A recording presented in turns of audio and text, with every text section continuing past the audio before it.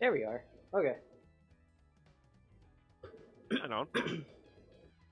And on Discord, you could do a screen share too. That way, I'm able to keep an eye on that as well, or of what you're working on.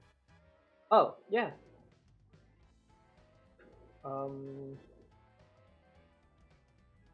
let's see. Good boy. I'll have to figure out how to do that without, um, Yeah, I can see it. can you see it? Yeah. Alright, cool. It's just the drawing thing. But yeah, there's a thing from Warrior War Inc. Nice. Are you working on Procreate? Yeah, that's why I was like trying to focus on like getting stuff for the tablet and stuff. Yeah, All I that. understand.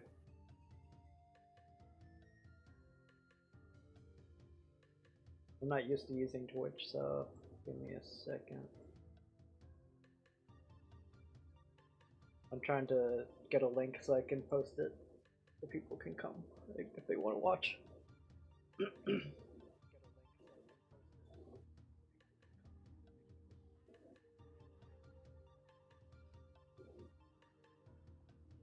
Can you do me a tiny favor and just let me know if the audio is fine on mine? Sure. Let me just mute some of my stuff real quick. I posted the link right there if you wanted to see it. Alrighty. Just I have music in the background. It's gonna be like Smash Brothers music. Yeah.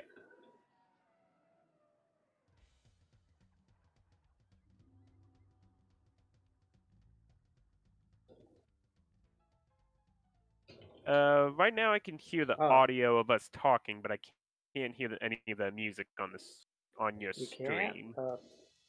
I might have it too low, I guess. I didn't want to have it too high. Yeah. Is that good? I turned it up just a little bit just now. Give me 1 second. I gotta kind of have to switch back and forth because I don't want like too much like audio feedback Okay, coming I'm in sorry. on my end and all that. That's all right. You can hear it now?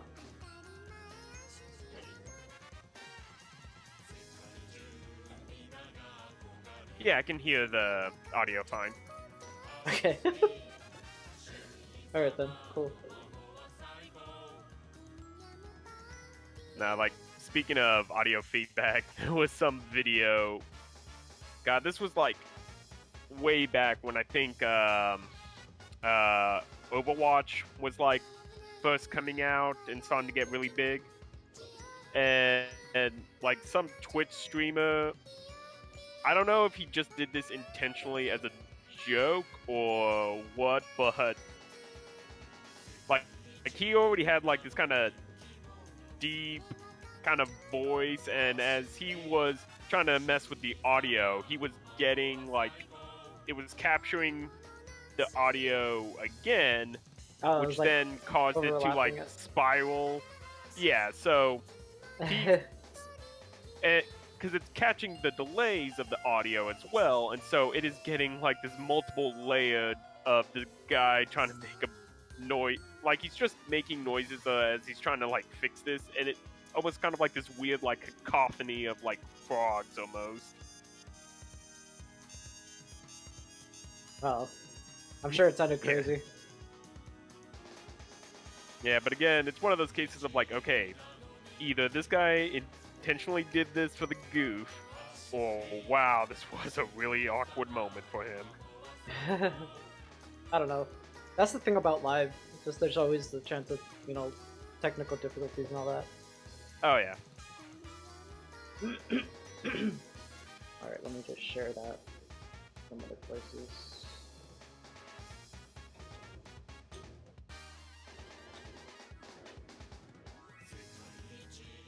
Okay. Let me go back here. Very cool. I wanted to make more like art assets, I guess, for Yeah. the stream, but I don't know. I don't do it enough to warrant the time put in yet. So Yeah. Like I feel like that's more whenever you actually want to make it as like part of your like uh your usual routine for like appearances and all that. Hmm. Because there's like a handful of people I do watch, and some of them they'll make assets and they're just like kind of playing around with it. Like particularly now since there's so many people making like VTubers or using something like the uh what's it called 2 Live, where it's the whole like facial capture but over like some animated little character. Yeah, I've seen that. Yeah. Hey, Mittens, is that you, Bunny? Somebody hopped in. Oh, that's good. Hold on. Yeah, I won't be able to see anyone on your chat because I'll have to try to keep an eye on my chat log, which chances are no one's gonna show up. Maybe a handful of friends. But it's still that awkward thing that, like, there's been times when I was with one friend and I was trying to read his chat, and then I come back over and see that someone had been sending like 5 messages, like, "Hey, what are you guys talking about?" And I'm like, "Oop." Yeah, you end up catching it really late. Yeah. Hold on. I want to resize this without getting rid of stuff. Okay, I'm gonna take it out of there. Appropriate's so weird in how you do things sometimes. Yeah. It's like I haven't had a chance yet to use it, only because I don't have an iPad. it's just I don't know. It does things in its own way, and Yeah. some things I get it because it's like a tablet. Everything has to be reconfigured for like touchscreen and stuff. But some stuff I don't understand. Yeah. Like right now, I wanted to resize more than one layer at a time, but there's no Yeah. shift button. There's no you can't like shift click, to click more than one thing. So because of that, I have to put all the layers that I want to resize into a folder and then click on the folder and then resize it, which is a little weird. Yeah. I should just be able to select all the layers I want to adjust. Unless I'm just being Be dumb. something that they'll later patch in. Maybe. I hope. Bunny, how are you doing, dude? Hello there. Oh, the dog really wants to go. Hold on. Yeah. I'll be right back really quick. Hopefully the Sure. screen doesn't turn off. Come on.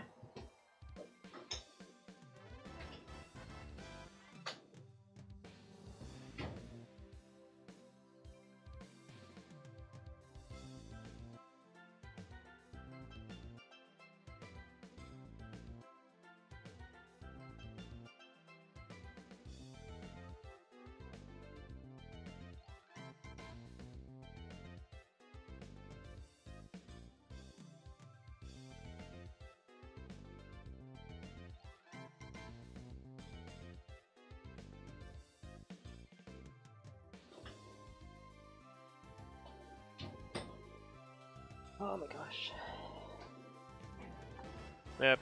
New puppy's always a hassle. She just has a lot of energy. I don't know. I Yeah. thought she'd be sleepy for a while, but she literally just got up as I was starting this. Yeah.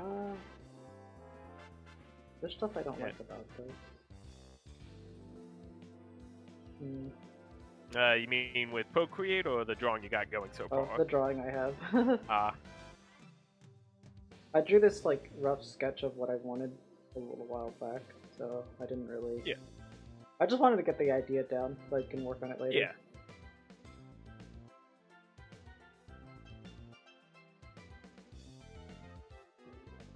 Yeah. That's too long. Oops.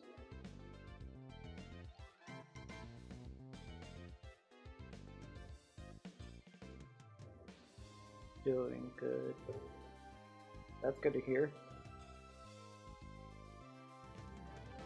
Brunette, you want to join us or no? You're not streaming stuff right now. Brunette's a friend of mine. That's like an art friend. He does his own streams on occasion. I haven't streamed with him though. I see. Yeah. Yeah. I got one friend who does streaming a lot more regularly than I have. Like, probably been doing it, I think, actively for like 2 years maybe. Them or you? And he's at least started to, yeah. And so he's at least been, like, started to build a little bit of a following and all that. That's cool. Yeah.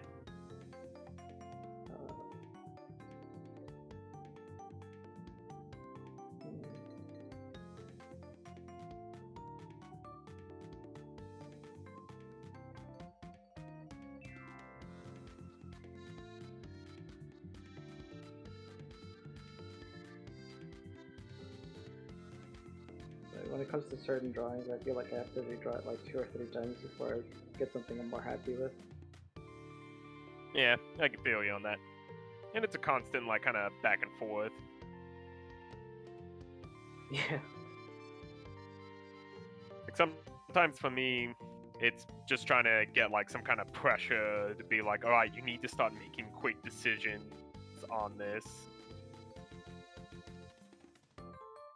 Especially because, years back, there was a video I watched that had this mantra where it's like, finished, not perfect.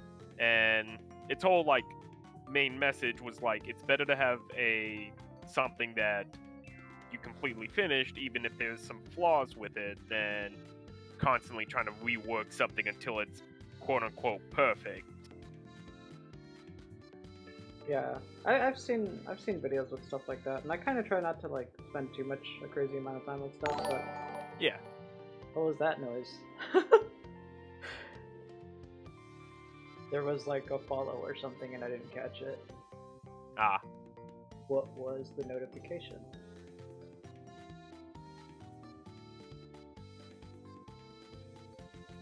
What did it say? I didn't catch it. Did you? no, I didn't hear it on my end. No, it just gave me a notification, but I didn't know what it was. I'm sorry. I think I saw it was That's Ubuntu. okay. I don't know if you like sent something or what. Is that your dog? Where do you check like what, like little activity stuff? I guess. If you're under the, sorry, dogs are freaking out because someone just happened to walk by the window.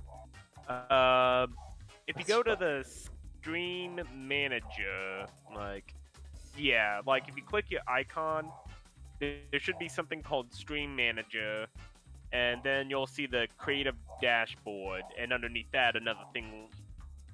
Oh wait. All I see is like I see the 3 people who followed last time, okay. but I don't see anything else. All right, so hold on, I was looking at the wrong thing. So, are you on your Twitch account? Oh, right you're now? hosting the stream. Okay. Okay, so someone was hosting yours. Yeah. Cool. It was Brunette, I guess, but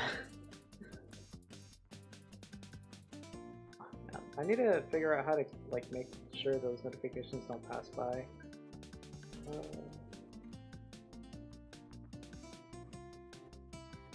I think if you're, like I was saying, if you're on the stream manager, it'll show like your video, and then the chat, and then the active feed. Or there's like ways you can rearrange it. So, because I still have like the notification of you following my channel with it just saying like, Insanedingo followed 21 days ago. Yeah, same. That's all it says for me. It just doesn't like, it hasn't. I just got like this because I set up the notification sounds and stuff, but so I heard it, but I didn't see it. Didn't update anything on there. It just says that you followed. Like the last thing that it says it happened was that you followed me. But yeah. Thank you, Brunette. Good boy.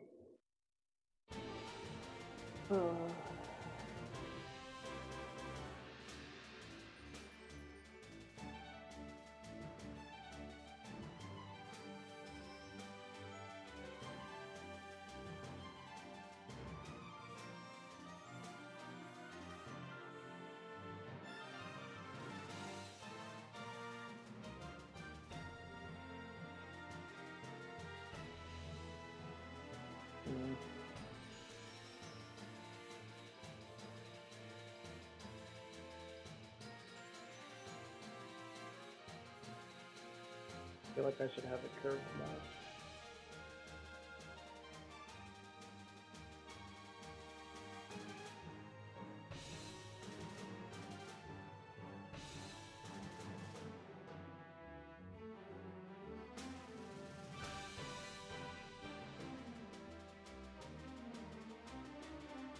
Yeah, that's always the one that trips me up, is like trying to figure out, okay, how to best handle the line of action for this pose. Yeah, I'm just trying to figure that out. Because it's harder to change later. Yeah.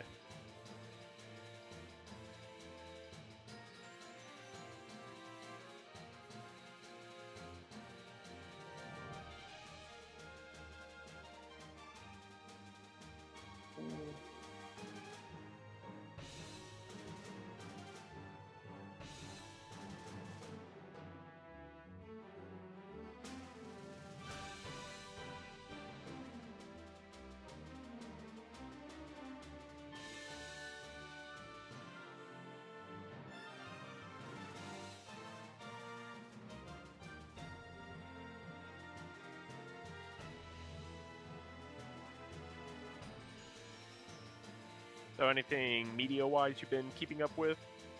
I've just been watching a lot of Let's Plays, to be honest. Let's see. Yeah.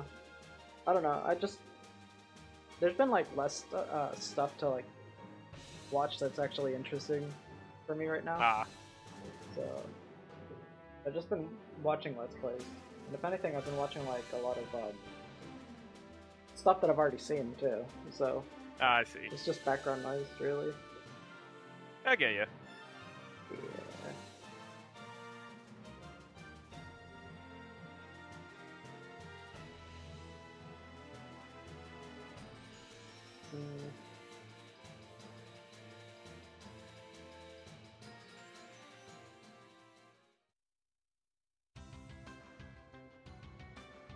I wonder if anybody from Twitter has come over or not. I don't know. That's the only place I really shared it to, but... Yeah. As you can see. We'll see, guys.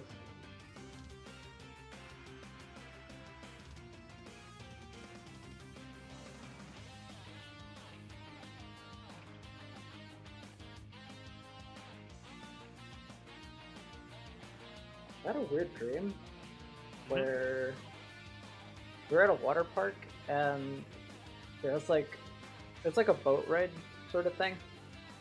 Yeah. And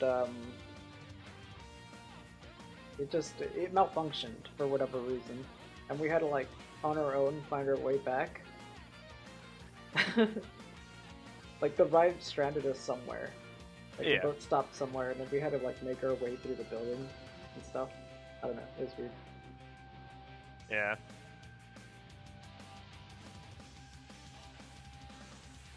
I don't think that dream had a proper ending.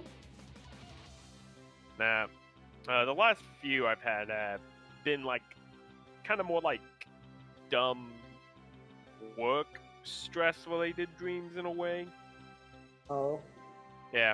Like one of those kinds where like for whatever reason my dream has me like freaking out that I'm somehow 3 hours late to work and everything is going wrong and everyone's blaming me for stuff that I have barely any control over. Yeah, that sucks. Yeah. It's one of those things I almost feel like there's got to be some kind of system to where you can set up to be charged for the hours you worked in your dream. Because it's like, hey, I should be resting and here I am dreaming about this place. Yes. You're stressing out. Yeah.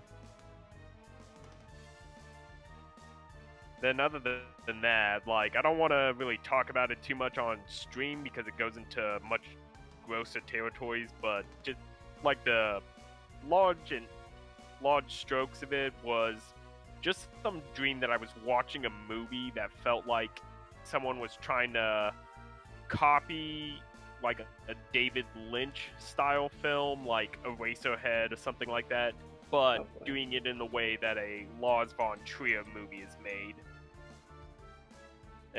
And it's just one of those things where, like, I literally woke up being like, what the hell did I just watch? I've had dreams that were kind of like more closer to movies before, too. Yeah. Not horror movies, though. I Yeah. don't really watch those. No, well, it's not so much that it was a horror movie as it was just a weird, like, esoteric, like, things that don't make sense because it's trying to have, like, some weird, deeper message or meaning to a bunch of it. Uh-huh. Yeah. Because I don't know if you're familiar with David Lynch or Lars von Trier. Because, like, David Lynch, I've seen a handful of his films, and I'm like, okay, these are pretty fine. These are interesting. Lars von Trier tends to... Wait, what? I said I may have watched the movies, I just don't, like, really pay attention to who's directing them, I guess. I see. But, what were you saying? I was just, like, Lars von Trier tends to have, like, very also weird esoteric films that are just supposed to, quote-unquote, mean something. Like, there was a video essay I was watching that was talking about his latest film called The House That Jack Built. And the whole plot of it is a serial killer who has this weird obsession that he needs to make his perfect ideal house and die in it so that he can go to heaven. And he does this apparently by going around killing people and using their bodies to make a small, like, hut or something like that. That's what he does in the movie? Yeah. Okay. One way to build a house, I guess. And you're saying it's supposed to mean something in the movie? Well, it's one of those things, like, it's supposed to get into all this, like, religious thoughts, or, like, because also it's, like, again, that this guy's a murderer, and yet he thinks, like, oh, well, I can atone for my sins if I build this house, or something weird like that. Yeah. Yeah. Like, I've only heard of, like, a handful of other films by this director, a lot of which never sounds like films I personally want to sit down and watch myself, but I'm more than happy to watch a video essay and someone giving their thoughts on it. Yeah. Like, I think one of the other films was something called Melancholia, which was all about, like, some woman being depressed with her life, and also there happens to be a meteorite coming to crash into the Earth, and that's the plot of it, more or less.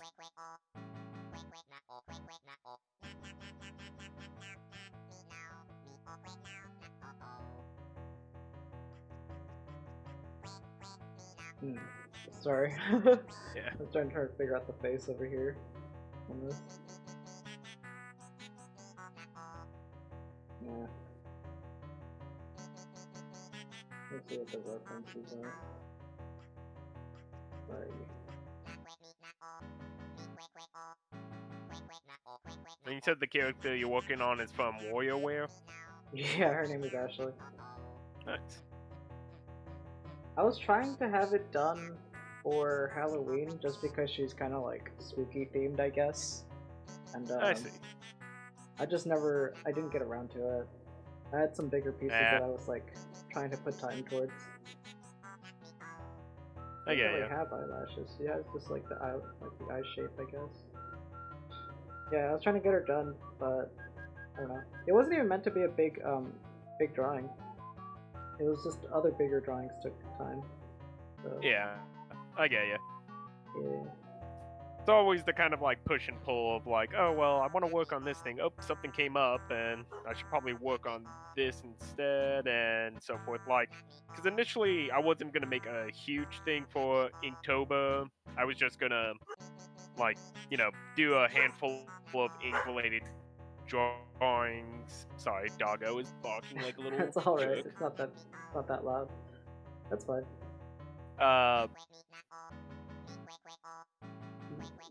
But also, like, do a couple of ink drawings, but also do some, like, digital paintings and kind of alternate between the two of them.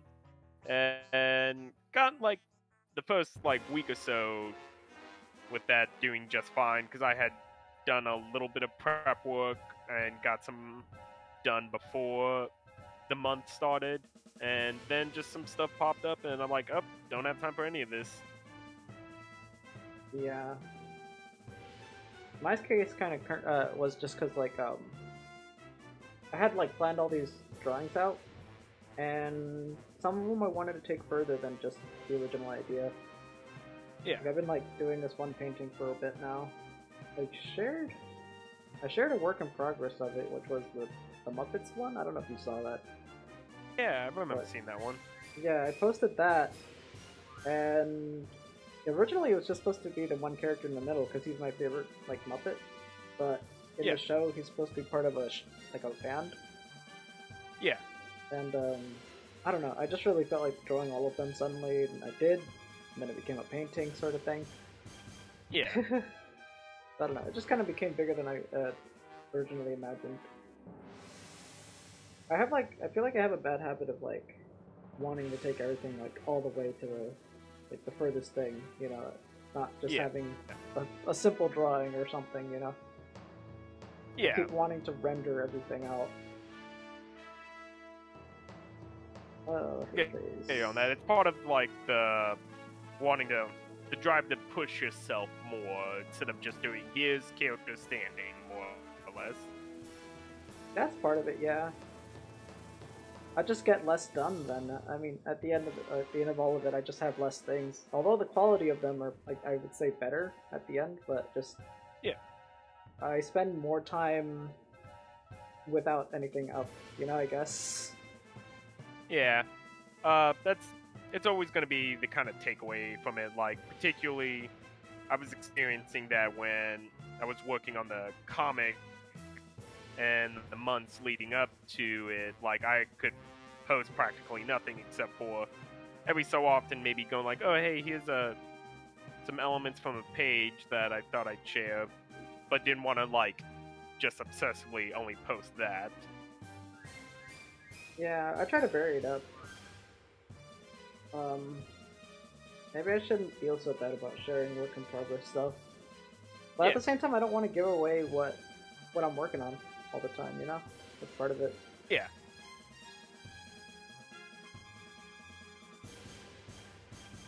I mean, it's always going to be kind of a back and forth, like, because I do see a lot of artists who will just be like, oh, here's a, like, screen capture, but, like, really zoomed in, and you can only see just a portion of it, being like, oh, this is what I'm going to be working on, folks, get hyped and all that.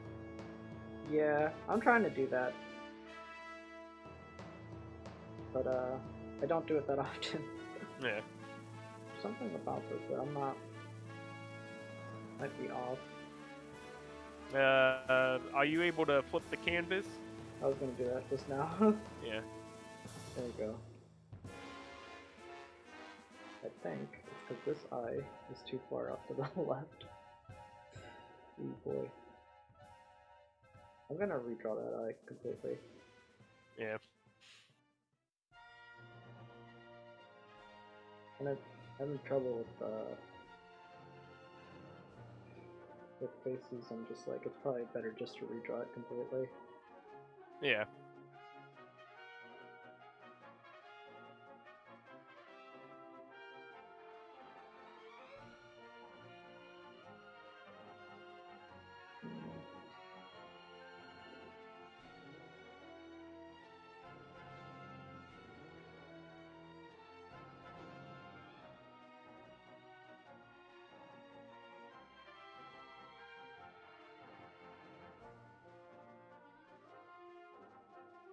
Yeah.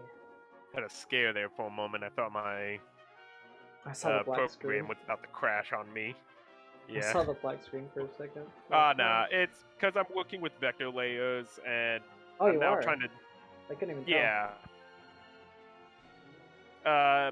Like, Clip Studio has some really good, like, vector layer programs, but it's mainly ideal for doing, like, line art with. The problem is just that you can't do a fill color on it, so I have to do that in a separate one. And it was just like one of those problems. I guess I just didn't hit the mark correctly. Then it was like, okay, so let us calculate how much of the screen we need to fill up with black now. Which I apparently just did again because I did not realize there was a tiny little notch that was not filled in.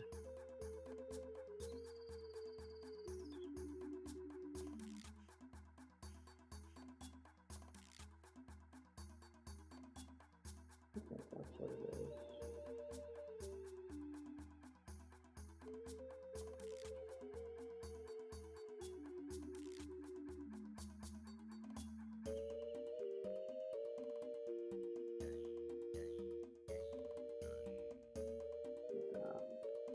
There you go.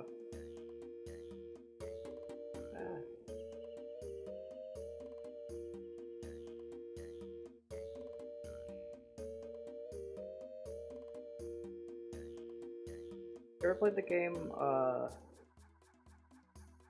it called? Them fighting herds?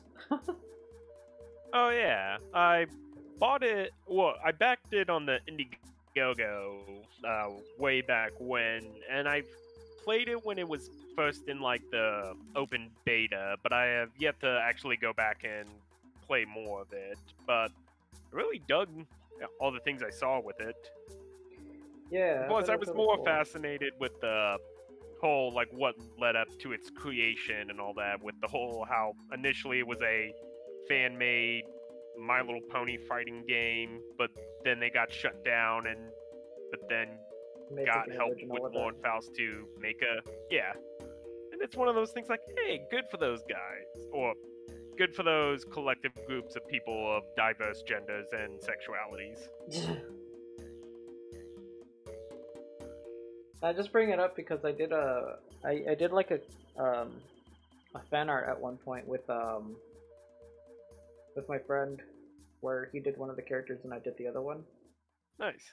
And I've seen the art style, but I've never really like tried to emulate it or anything like that.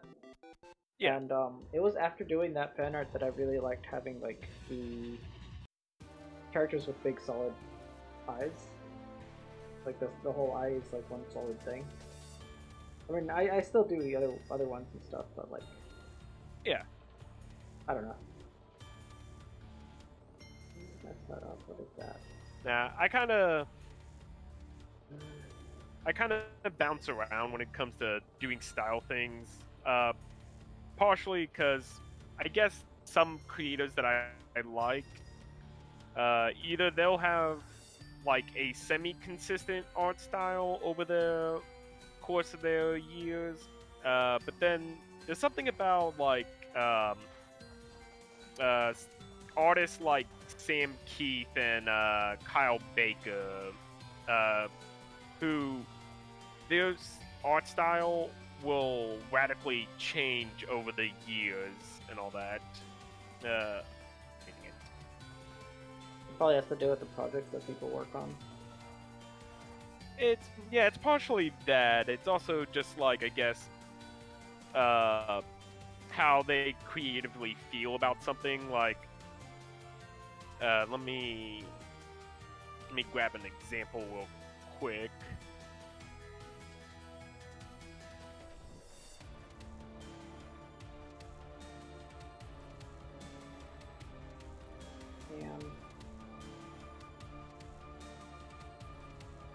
Not feeling this.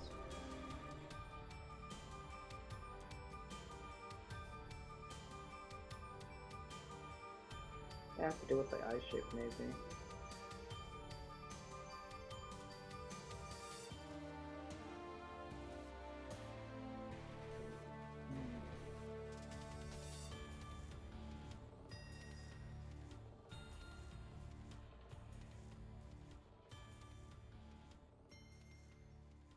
Yeah, I guess it's also like with some of these people what they're working on. Like, here's some examples of Kyle Baker's artwork. Like, he has kind of this more semi-cartoonist, but also like there's something like very like vintage about how his work looks. Oh wow, it is beautiful. But then he'll do stuff like that. Oh no, there was Oh, that was just another example I was gonna show.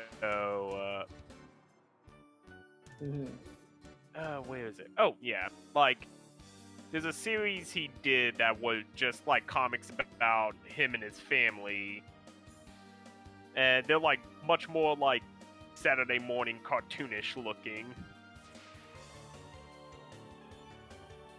Oh, that's really different. Yeah. And yeah, sometimes it will also like drastically depend on the project too, because there was a while he was doing comics for DC with Plastic Man, and that one as well, he was kind of doing like a kind of a merger of those two, of like both being like very cartoony but also like this vintage art style to it. Like there's something about it that kind of vaguely reminds me of John K's art style, just you know, without the baggage of John K.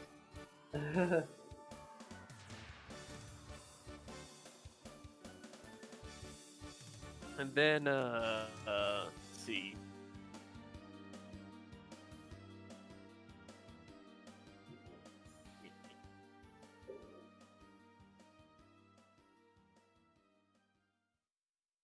Maybe I'm looking at the original drawing too much.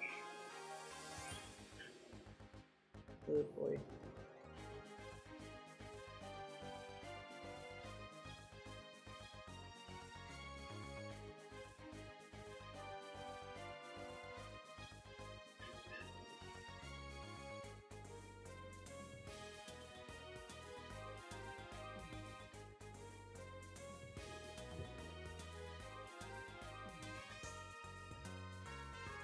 Oh yeah, and then like here was Sam Keith. Like I think he's most well known for work being like one of the creators of the Sandman comic.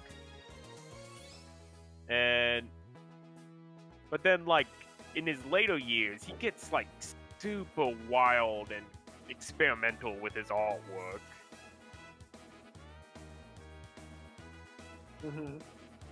Like, are you showing more references? Yeah, like I just posted 2 of them of his like comic work. Yeah, is it all the same person?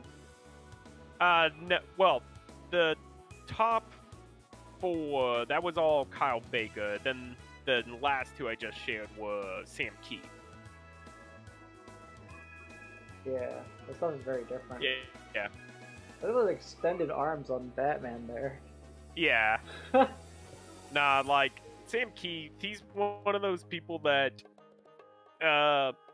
like, it's the kind of applying of a rule, like, I remember years back someone saying that style is everything you do wrong consistently and on purpose, or something like that.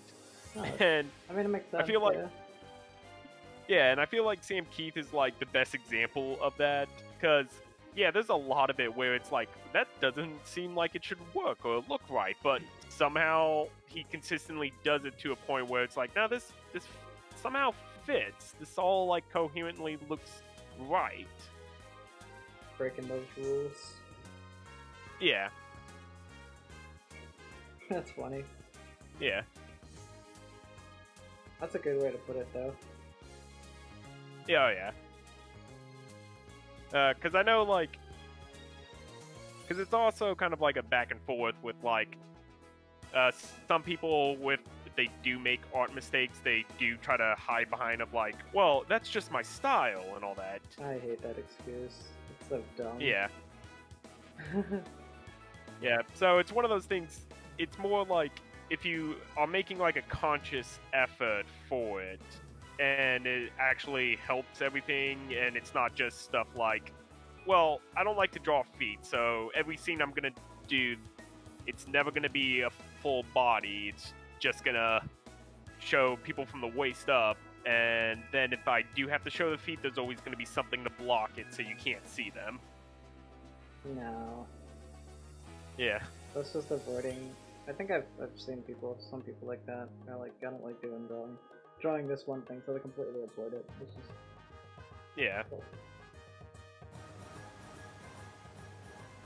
I don't know. You don't really improve that way. Oh yeah.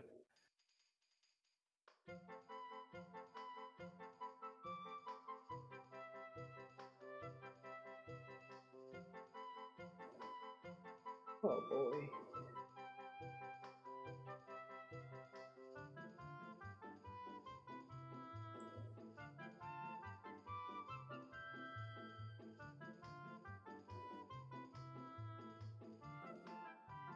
I wish I spent some time a little bit beforehand just drawing, just because I feel like I'm making a bunch of mistakes right now.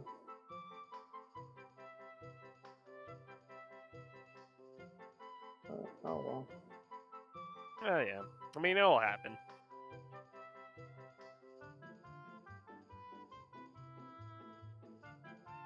Like I'm just kind of bouncing all over with mine, trying to figure out like, okay, what's some more like details I need to add versus also starting to like lock in and fill colors and all that. How do you feel about your colors? Like your ability to work with colors? It kind of goes back, like varies from project to project.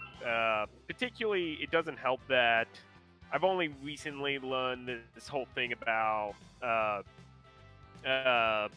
that people's settings on their screens can vary, and as a result, it can also like mess up how like you maybe intended your colors to look. Yeah. Particularly, it was just more of like one of my friends, like, it's one of those things, he does this from a good intentions, but he does often have a problem of like feeling like he needs to critique your work and explain something on it.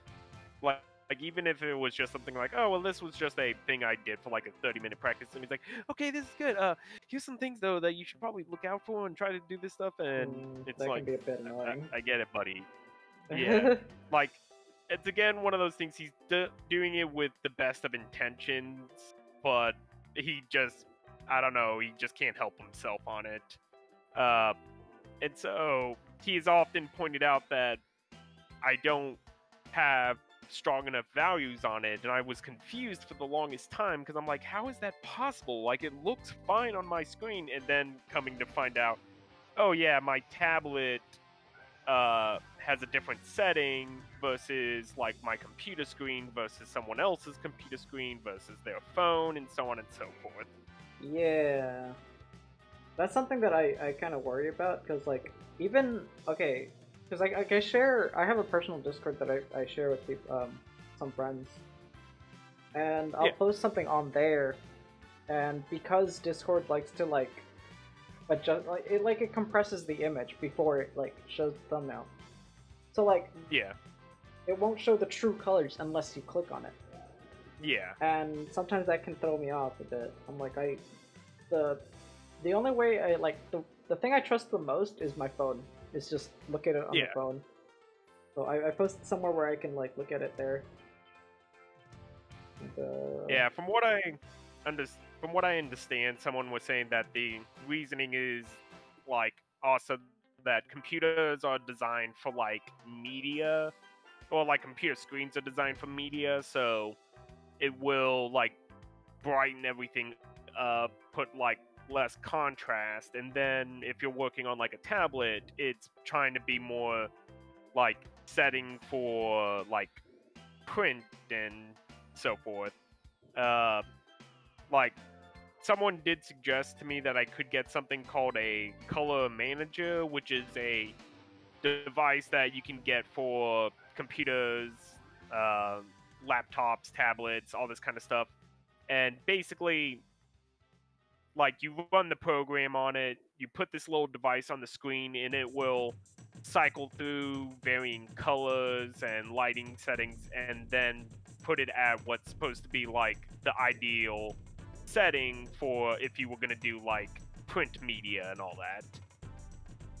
Like, photographers use it a lot for, because you know, you don't want to work on and send it off to print, and they're like, oh, hey, this thing got all janked up and it looks terrible.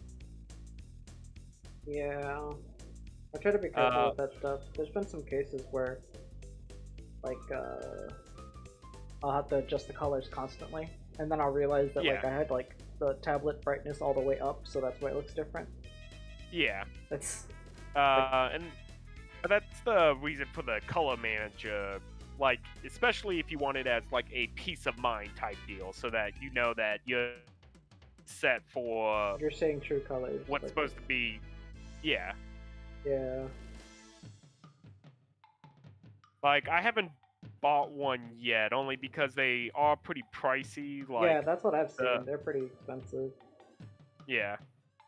But at the same time, it's one of those things, I guess it might be worth investing in, especially if I'm planning to do, like, art prints and all that kind of stuff. Yeah.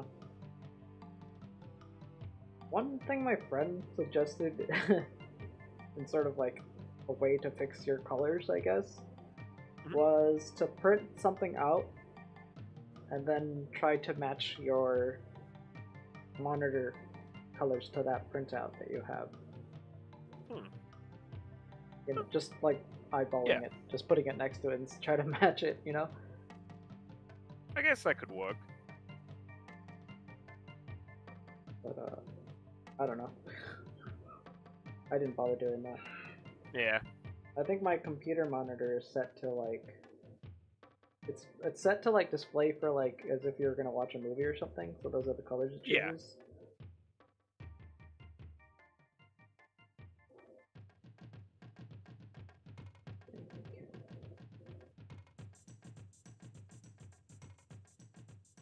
The other thing that kind of, like, I sometimes forget to think about is your color choices in terms of, like,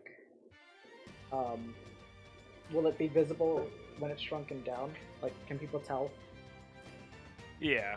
It's one of those cases where, like, people won't really click on your image unless they have an idea of what it is from far away. Yeah. And I have been, like, watching some videos that did talk about this whole thing of, like, but, like, these are digital painting related videos, and they do suggest, like, the whole matter of, like, zooming way out so that you can focus on, like, the more larger aspect, and then you can later go in and fix the, like, details by zooming in and all that. Yeah. And they did kind of suggest that with coloring so that, you know, the whole, are your values recognizable from a distance versus having to, like, zoom in to see the details. Yeah, I try to work that way, where you're not focused too much on small things. Yeah.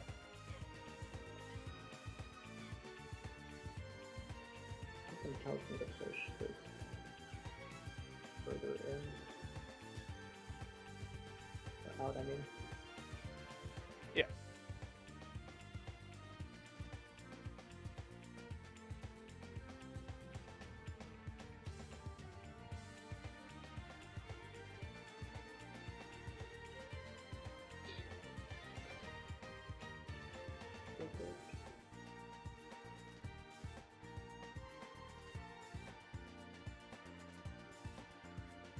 Okay.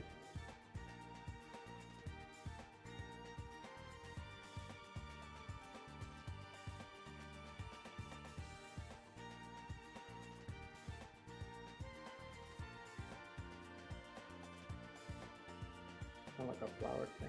That's actually pretty big.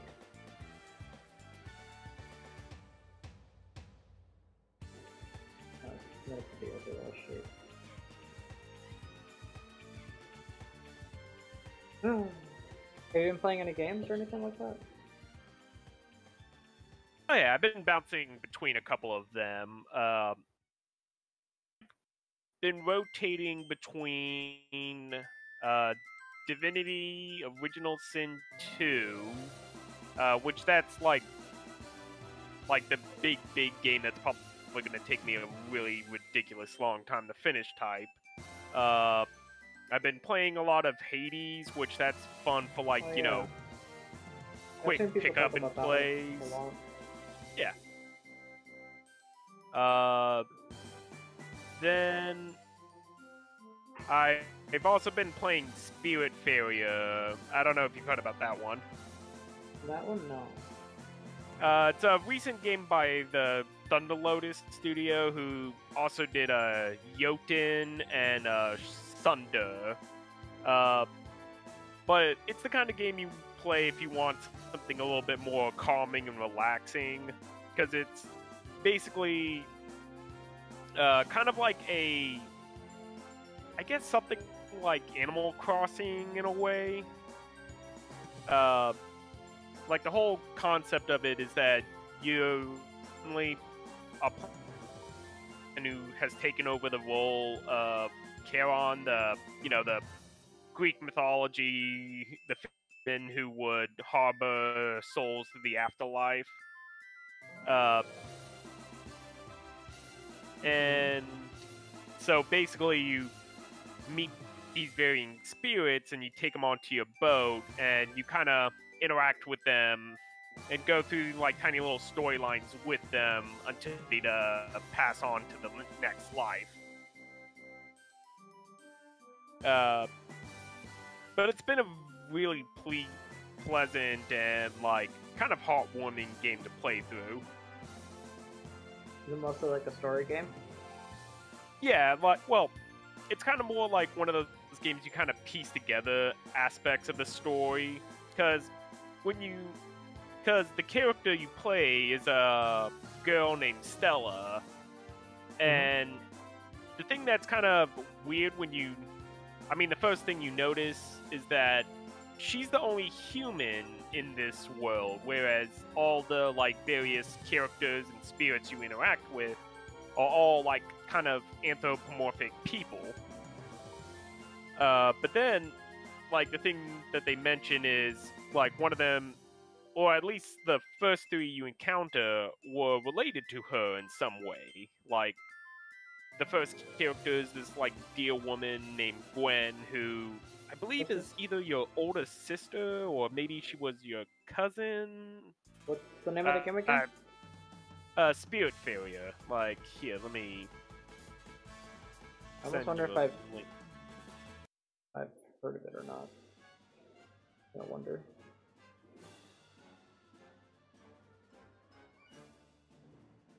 I've just been like playing. Well, I was playing the Mario 3D thing, like the re-release, I guess. Oh yeah. Like the collection thing. Yeah. And I was playing Mario 64, and I was like, it made me feel like playing the DS one more for some reason. I see. And that's what I've been playing. It's just the DS Mario 64. Nice. Yeah. I sent you at least the animated trailer that they made for the Spiritfarer, and you can at least see through a glimpse of that, of the whole matter of Stella being this human and then being on a boat with like a frogman, a hawk person, and a lion. Huh, I have not seen that. And here... Let me see this. Yeah, and here's actually like the gameplay trailer for it. Oh wait, I have seen this. Yeah. Okay, yeah. I think I remember being interested in it, but I don't know. I'm not really buying too many games right now. Yeah, I get ya. Fun though. Oh yeah, like really again, this is the kind of game you play if you just want something a little bit more calming and relaxing to play, not like, something that's gonna get you like heart pumping and like getting you all worked up and all that. Yeah. Like, it's also one of those games that can easily like burn a lot of time on and not realize it. Like, one of those cases of like, oh, okay, I'll go to bed in just a little bit, but let me like finish picking all the plants from my garden. Oh wait. Hold on. Let me get the navigation set up so I can do that before I head over to this place. Oh, I got some material. Let me build something real quick, and then it's like, oh, holy crap! I've been here for an hour. Yeah. Yeah. That happened with me with Stardew Valley. Oh yeah. I kept it's you just keep playing and one of those types. It's like, oh, I'll do one more thing, and then it becomes one more day or one more thing. Yeah. Now with Spirit Failure, I think it's one that's kind of designed to have a little bit more of a finite amount to it. Like I haven't played Stardew Valley, but I know similarly a lot of friends who played it and say that you could sink hours into it. But like with Spirit Failure, I feel like there is a finite amount since it's the whole matter that you're collecting these souls and helping them move on into the afterlife. So there's like an end game you're trying to get towards. Yeah.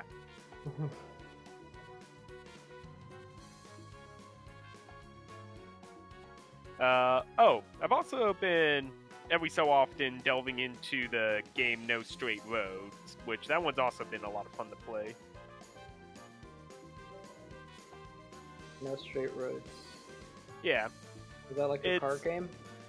No, it's actually like the best way I try to explain it to people is like imagine the story of Footloose, but if it was done by Studio Trigger in a way.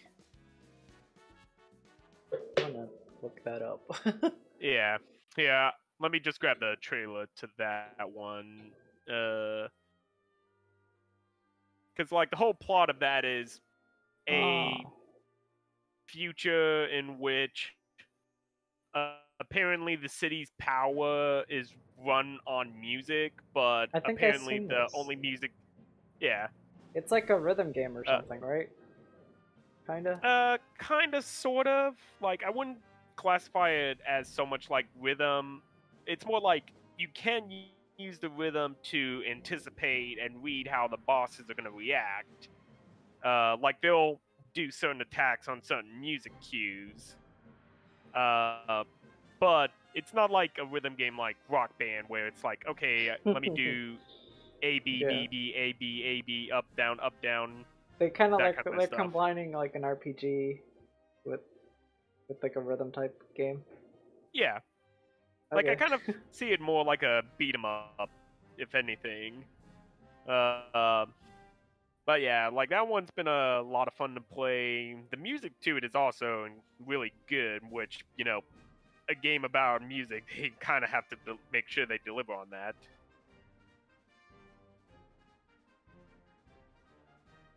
I've also just really loved the designs of the characters, because they kind of have this, like, weird, like, exaggerated bendiness to them. Mm-hmm. I like the designs.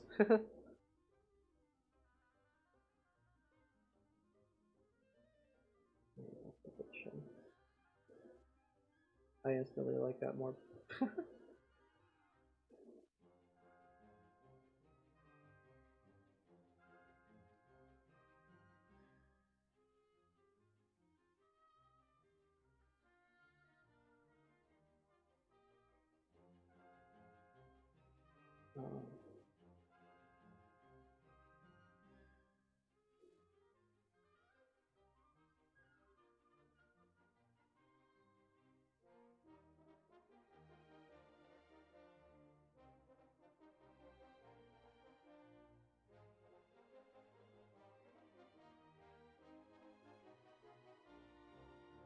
I like how this is looking so far.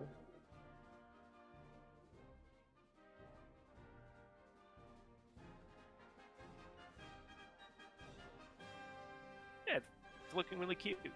Yeah, that's what I'm trying to go for, is just like a kind of cute sort of thing.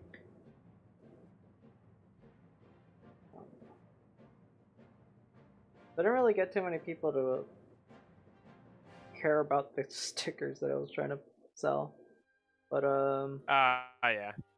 I still want to make more things. Like I don't know. I was looking at other things I could possibly do, and it's like I kind of want to just make them because I want to make them. You know. Yeah, Like I I'll get put them you. up for sale, but I'm not I'm not like ex- exclusively doing it for people, I guess. Because Yeah, I kind of want certain things made out of the art I make, I guess. yeah. Nah, initially, like I think I mentioned this to you on Twitter, like, because initially this year was supposed to be me going like, okay, I'm gonna make my big push. I'm gonna go to conventions. I'm gonna make some merch to sell, and Oh that's yeah. how I'm gonna start slowly building up my base. And then COVID, and so forth. But like prior to that, I was trying to like because I was gonna have my first convention in May, and so I was like trying to anticipate of like, okay, I want to make at least 4 art prints before then, and have at least like 5 sticker designs and maybe a handful of bookmarks. Mm-hmm. And but then like things were not looking so good in March, and then but I was still like trying to work on a couple of things, and then April hit, and then I was like, yeah, this doesn't look like it's gonna stop. Yeah. Pretty bad. Although one of which was one of those things that there was a con because I had signed up for 2 separate cons, and one of which felt like that whole thing of like, oh wow, dodged a bullet by not going to that one after all. What happened with that one? Yeah, because the one I was gonna go to was called like San Japan, and I had never been to that particular one, but I've had a couple of friends who were going before, and then I got like one friend who's like much more in tune into the con scene because he does like a lot of like photography and so forth there, and he was sharing a whole news post on how the person who was running that con kind of made a little goof up of saying some stuff they probably shouldn't have been saying in the current climate of things, and it's like, oh no, yeah, because it was something along the lines of like someone was trying to question them on like, hey, you're hiring all these guests to come up to the conventions and whatnot, but we kind of noticed none of them are really like diverse. It only seems like a bunch of white people. And then the person commented, well, if people want to, like, well, yeah, because people want to pay for the guests they want to see and whatnot. It's like, okay, that was not Could a have good been way to worded better. phrase that. Yeah. So yeah, it was one of those things like, yeesh.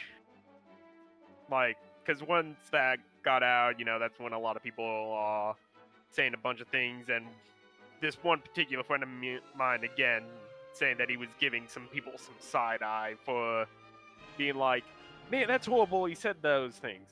Still going, though. Yeah. Doesn't sound good. Yeah.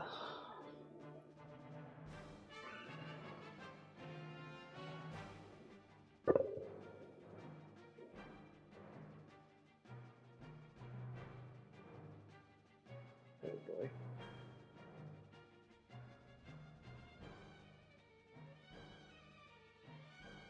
Right. I don't know. Maybe I'm giving it too much detail on the shoes. Making it too jaggedy.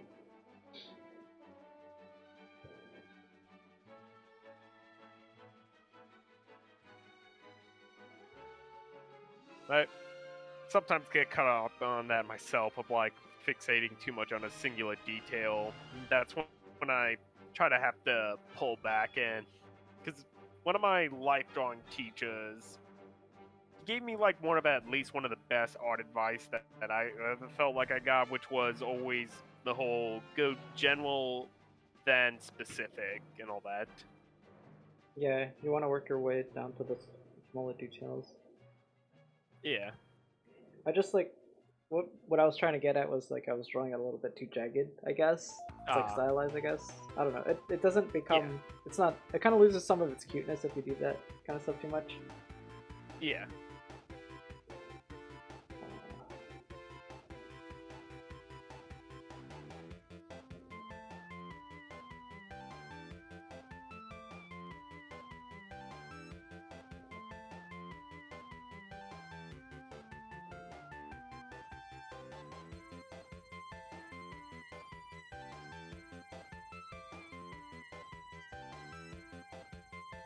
Yeah, I haven't really done conventions before. I remember I was trying to do one. Well, not. I was trying to do a smaller thing that was going to be at our school. And I mean, I didn't have anything. I didn't have any like expectations of it, so I don't really know how it really goes. But I thought it was fine. But from my teacher that was there, she said it was not really a good day, just because not that many people showed up. But like for me, I thought it was like I thought it seemed like a nice amount of people. But the thing she was mentioning was that it was like, it was too windy. Like not many people came out because of the weather. I'm like, oh, that makes sense, you know. So, like maybe that's why I didn't really notice it. Oh yeah, was this like an outdoor kind of? It wasn't outdoors. Well, part of it was outdoors, but most of it was indoors. So I mean, I don't know. It was like I don't remember what year it was, but I think it was like one of the Inktober's that I was trying to work on, and that's what I was selling. It was just like Inktober drawings. Yeah. I see. I only sold a single print thing, but like whatever. Nah, like, I hadn't done, like, I've been to conventions, but I haven't like actually sold stuff at a convention yet. Was that what you were planning to do this year? Yeah. Oh, okay. Like that was the whole big thing for it. Whereas like in prior years, it was that whole I've never done this, but I still go to these conventions. Like the only thing I had done that was close to it was more like years and years back. Like this was when I had gotten out of college. I mean, not college, high school. And I was still trying to figure out the directions for my life and all that. And at the time, I also wasn't drawing at all. Like, I thought, oh, I'm going to become a comic book writer. That's how I'm going to make myself famous. And so, like, was writing some generic-ass comic because, you know, I'm 21 at the time thinking, like, yeah, I got it all figured out. Yeah, and like I hired some artists to work on it, and that's when you learn like the hard way of a lot of things. Of like, yeah, one, probably good to have an actual contract written up. Two, actually have realistic expectations of things. Three, maybe realize how much money you're spending on it before you decide to dive into this venture. Because it was also like this bad idea, which is something a lot of people get trapped in a pitfall of, where they think, okay, well, I'm just going to produce the first thing, and with the money of that, it's going to help fund the second one. It's like, yeah, you'd be lucky if that got anywhere close to it. You're trying to say like you're planning ahead before you even completed the first thing. Yeah, and I gotcha. that's more or less what happened. Like, basically, hired this artist. He started working on the comic, but only had like maybe a handful of pages done. But I also wanted it to go to this local, like, independent comic convention called Staple, and, like, so spend money on getting a table for it, and then, like, you know, I had, but realistically, there was no way that the comic was going to be done for that, so then I was like, okay, well, I'll just have a preview of it, and didn't even have, like, enough pages for that. So basically, I just had a table with, like, what was supposed to be the art print of the cover, and maybe a few stickers. Didn't sell a single one of those. And, yeah. And then also, like, things kind of went spiraling bad from then on as well, like, basically had a falling out with the artist, and he just ended up taking all the money that I had given him for it, because, again, did not have a contract set up. So, yeah, learned the hard way on a lot of that stuff. That sounds tough. Oh, yeah. But if nothing else, it gave me the drive later to be like, okay, I gotta be smarter about this, and I gotta learn to do some of this stuff on my own. Yeah.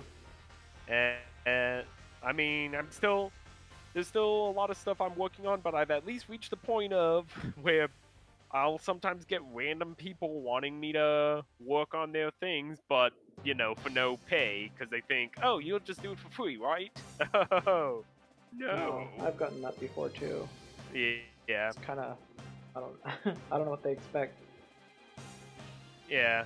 I feel like it happens enough times, perhaps, like to the point where maybe the person doing it, they ask enough people where it has worked at least maybe once. So, yeah. I mean, they wouldn't keep doing it if it hasn't worked, right? Like if they learn that it doesn't work. Well, I guess part of it is them wanting to, like, particularly if they're within a certain community, because some of it's the matter of, like, you know, some people have that whole mindset of, oh, well, if you work on, like, a small project with people, it's a way to get noticed and all that. Oh. But, like, the kind of stuff I get was, like, just weird stuff where you just, in the back of your mind, you're like, oh, this is your weird kink you want me to work on. No, I've gotten that before no, too. Thank you. I don't even entertain it. Just like, no. Yeah. Like, I feel like the next step after that is, like, you'll know you've made it as an artist when people are stealing your artwork for things. I have not seen that a single time yet, honestly. I have not seen anybody, I mean, maybe they have, but I have not seen it. Yeah. I've not come across people taking it. And that's especially since I've been doing a lot of fan art stuff, so I'm like, I don't know. I just make fan art for stuff that I care about, mostly. Yeah. I mean, it's possible that it happens, because, like, I've seen, like, some artists that I follow find out, like, huh, that's odd, I was at this convention and I saw a drawing I did become an art print at someone else's booth.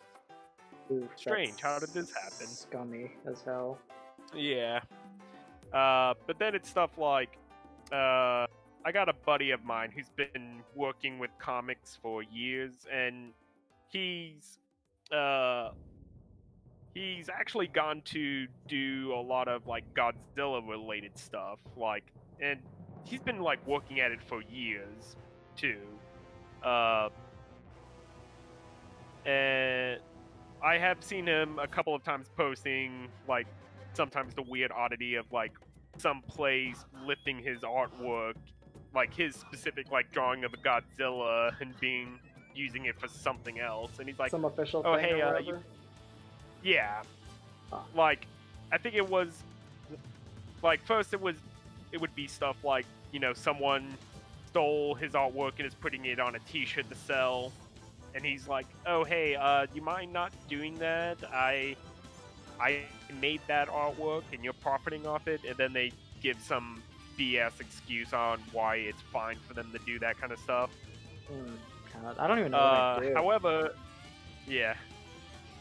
But it can get really bad if these people are also happen to use some of the artwork that he made that is actually used for like official Godzilla stuff, which has actually happened because the big thing was that he did a comic for IDW called Godzilla Rules of Earth, and the thing is, Godzilla, the company that owns it, Toho, they do not mess around with copyrights or copyright infringements.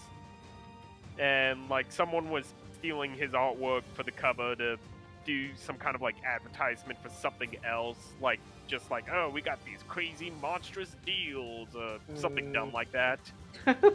And then it's like, if they don't take it down or that they're like profiting off it, he's like, okay, look, I tried to be nice about it, but I'm gonna have to let the people at Toho know about this, and you don't want that to happen. Of course, they don't believe him, and then it's like, okay, maybe the next day later, then these people got like lawyers from Toho up on them. It's like, oh no, what have you done? Yeah. Oh no, the beast worse than Godzilla himself. The lawyers. They're after. Yeah, nah, like, my friend, he's a crazy, like, kaiju nut. He's one of those people that just has, like, this insane encyclopedic knowledge of all of it. I had a teacher that was obsessed with Godzilla. Yeah.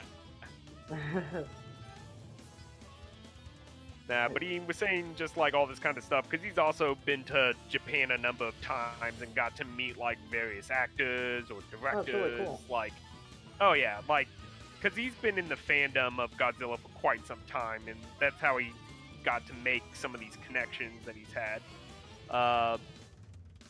That's nice. But then, like, again, he was just mentioning before about, like in Japan, there was, like, some kind of saying about, like, so long as Toho is making money, Japan is making money, or something like that. Really?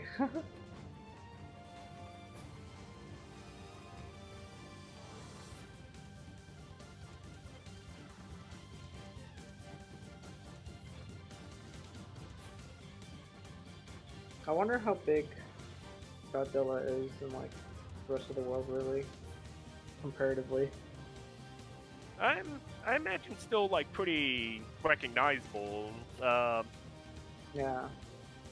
Like, particularly because, again, like, a lot of those, like, movies got to air in so many different countries when they were first coming out.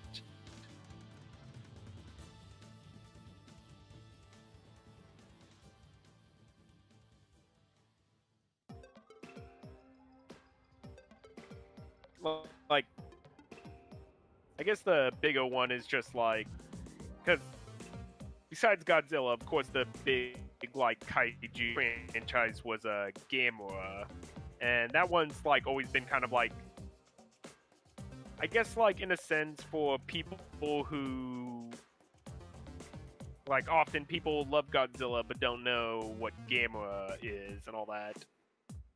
Well, something to that effect, so that one I feel like is, like, the one that's a little bit more difficult to, like, showcase for some folks.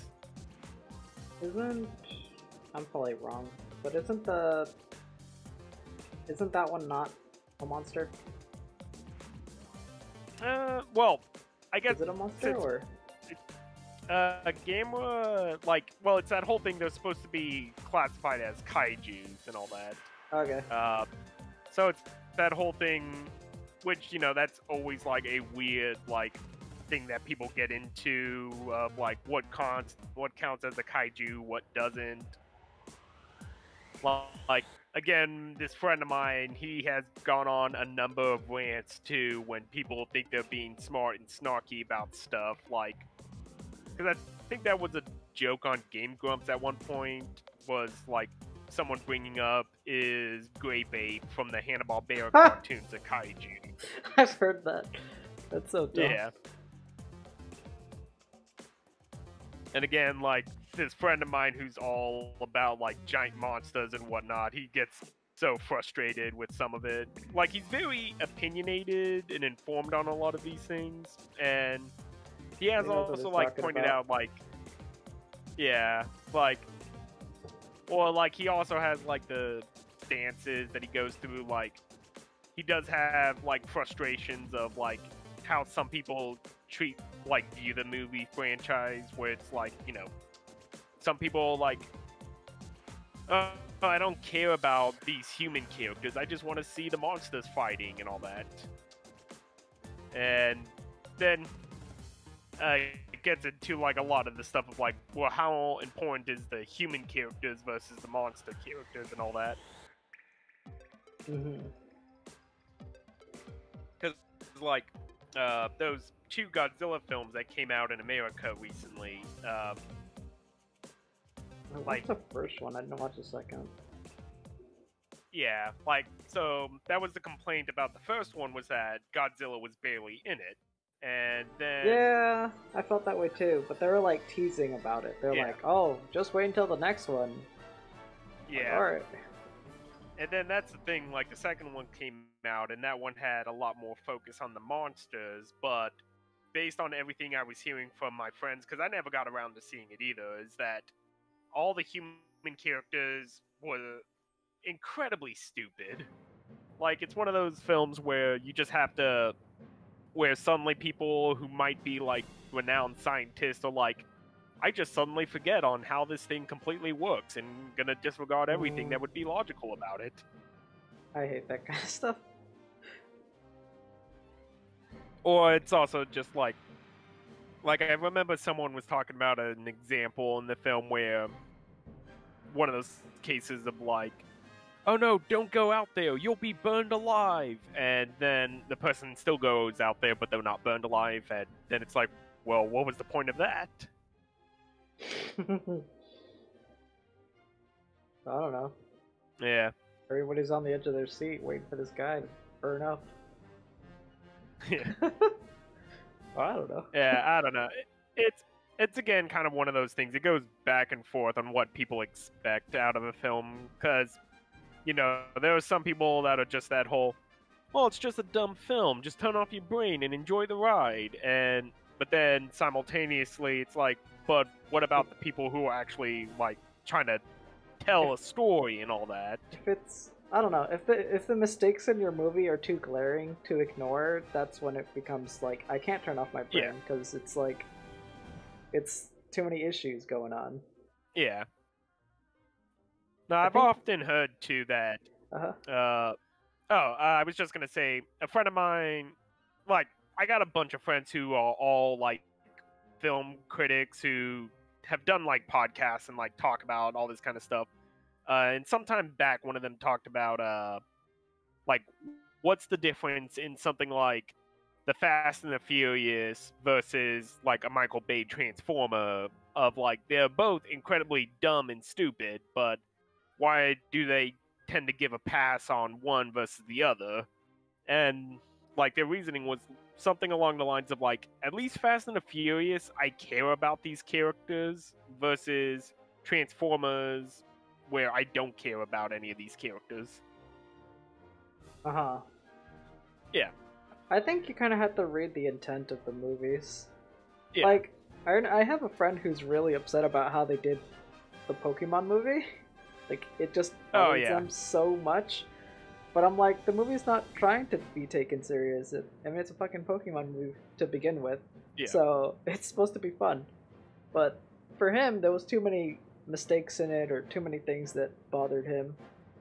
Yeah. And it's like, he just couldn't enjoy it. I'm like, I don't know what to tell you then. Yeah. I don't know.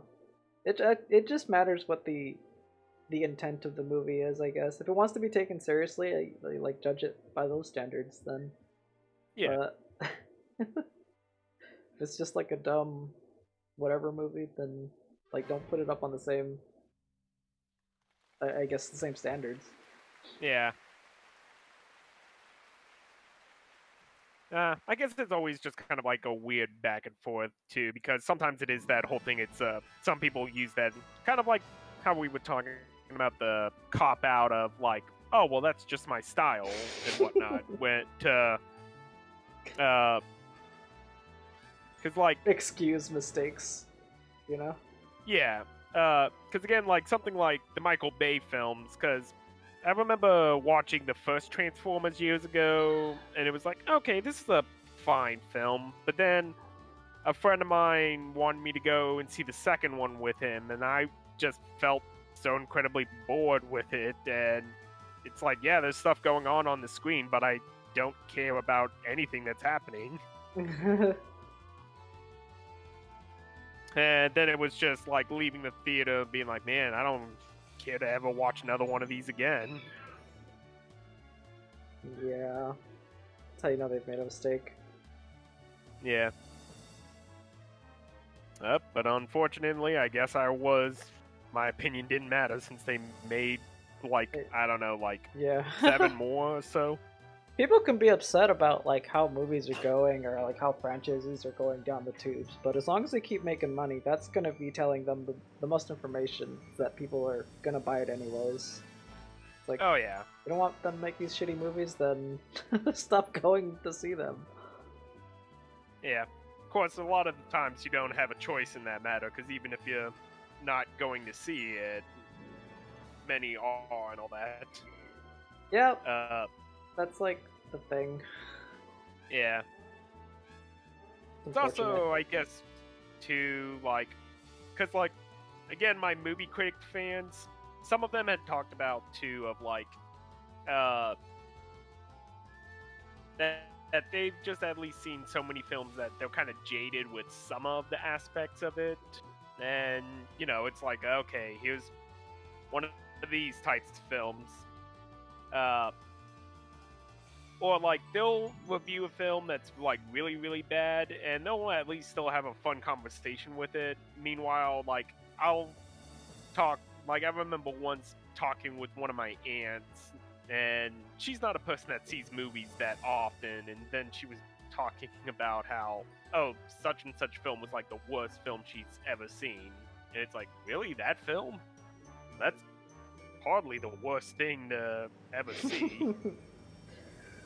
It's like, oh, it could get a lot worse. Yeah.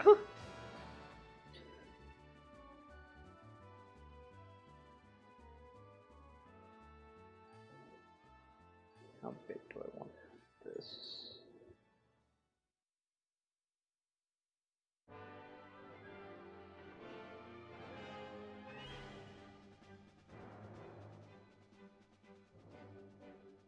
I delete this already. Yeah. The canvases in Procreate don't retain information outside of the canvas, so if I just drag something off the edge, it'll just delete it.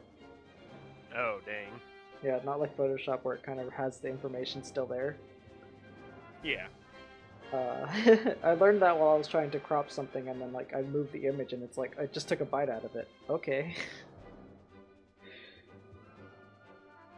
That's a big old whoopsie there. Yeah, you just have to work with it. Yeah.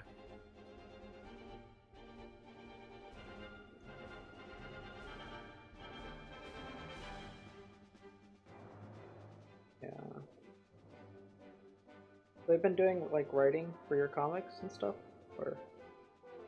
A little bit, like, I have dysgraphia, which is kind of similar to dyslexia in a way, but it's more like pertaining around like writing. So it is often hard for me to like write my ideas down or stuff like that. Like, it's also like a pain whenever I'm trying to send emails to people because I gotta spend like almost like 30 minutes like reviewing it, making sure everything is clear and that there's no spelling errors and all that, or grammatic errors. I get so nervous about that stuff because like... Yeah. So, at least for my comic, oftentimes I try to at least be kind of simple as much as I can just to get some of it down. Like, I have written up at least like how I want to plot it, because when I had the contest like in mind, like I was first trying to break it down, like first find out what's the parameters of the contest, which was like, it has to be a complete story, has to be less than 50 pages or so, and then everything else was like formatting wise. So then it was like, okay, I have 3 months. What's a realistic amount of time that I can make the comic? And then, like, from there, break it down. Because initially, like, I was just kind of thumbnailing, or, like, putting down bullet points on what I wanted to do in the story, which was, like, okay, a human like and 2 demons escape from the... Yeah. So it's, like, first the whole, like, get an elevator pitch, then outlining it with, like, alright, so if I'm gonna do 40 pages, this is kind of where I want the beats to fall, like, open here, have this here, and then, once I had that, then go and thumbnail out the pages and try to see where I can cut things down, because initially I was gonna have, like, 40 pages, and then thumbnailing it, I had 35 pages, and then actually making the comic itself, I cut it down to 30 pages total. But it was still, like, anytime I was doing the dialogue sequences, that's where I still felt like I struggled quite a lot, trying to figure out, well, one, how to, like, fit some of the words into the balloons and making sure that they're not too cluttered, but not taking up too much space. And then also, like, trying to make sure that grammatically they made sense reading out loud and all that. Yeah, I think that's where you have to show it to somebody else. Oh, yeah. But, like, the problem I was having was, like, I was trying to, like, you know, I would feel like I get too hung up on, like, trying to get approval from others before I try to do something. Like, oh, does this look right? Is this going well? Am I doing this right? And like not so making I just any had to be like, okay, yeah, because that was a real bad problem I had in the past, especially when I was, like, first trying to start out, like, doing illustrations and comics and all that, was, like, messaging my friends, trying to get their thoughts on it. So with something like this, at least the writing on it, I just had to kind of wing it for the most part and just hope for the best. I wanted to, I mean, it was something I kind of wanted to start trying to do, was make little small ones, like, yeah, single page things. But I haven't figured out how I want to format them. yeah, I get you. Kind of like huh? Kind of like newspaper comic or like a web comic in a way. Something like that. I just wanted to use it as a means to, like, get to kind of, like, explore characters and also let people know, like, get to know them, I guess. Yeah. Something like that. Plus, I think they would be fun. I think now that I've been doing, like, storyboarding stuff, I kind of feel like I'd probably be able to do it. Oh yeah. They're pretty much kind of in the same area. Oh yeah. I mean, it is probably something worth pursuing too. Like, I've been trying to help a friend of mine now because she gets really bummed out and depressed with her illustrations and whatnot. And I have been trying to encourage her that maybe she just needs, like, a project to, like, kind of focus on. And I told her that maybe she should try just doing, like, a small, like, kind of silly webcomic, like, particularly because she's a huge, like, Harley Quinn and Poison Ivy fan. So I was always just trying to say, like, you know, you could just do a webcomic about them, like so long as you're not profiting off of it. Yeah. Yeah. That sounds like, fun. Like, so long as writing you're a story not, based on something else. Yeah, like, especially if you've got, like, your own established view of them. And again, like, it doesn't have to be anything seriously. Like, it doesn't have to be an actual, like, oh, here's a comic and they're gonna fight this handful of people. It's like, no, you could do, like, a goofy, like, what if they were, like, living together and all that. Like, I always, there was a, one artist I used to follow that did a comic called JL8, where it was just kind of a goofy thing of like all the Justice League characters, but like, what if they were all 8 years old and going to like That's elementary funny. school together? That's really good. That's a funny idea. Oh, yeah, and it's really cute. It's charming and silly with just like things of like, because they still like are fully dressed up in their superhero costumes and all that. But then you get like goofy things of like, oh, the gym coach at the school is Darkseid, who's like one of the big villains of the DC universe. As he's like, today, children, the game is dodgeball. As he's like shooting lasers out of his eyes. That's funny. Yeah.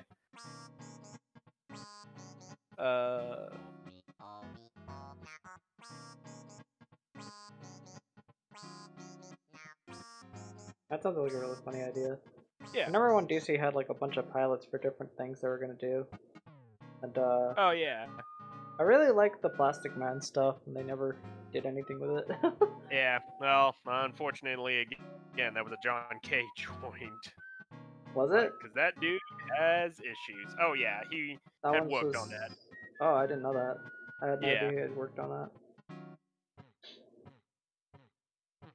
Because initially, I believe there was a pilot for an ongoing TV series for a Plastic Man.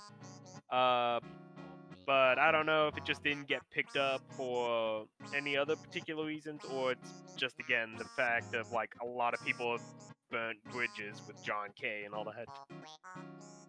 Mm-hmm. I don't know, that man's got troubles. Oh, yeah. Or he is the trouble, I don't know. Yep.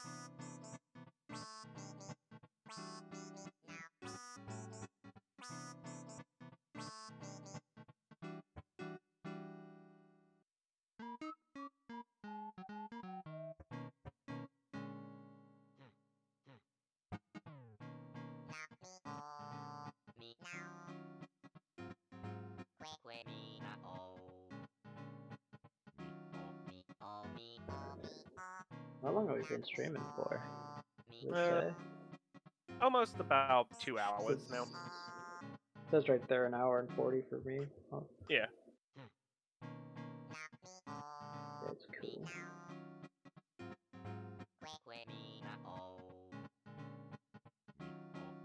Kind of thinking that I would probably upload this to YouTube maybe, but I don't know how that would do there. Alright, yeah.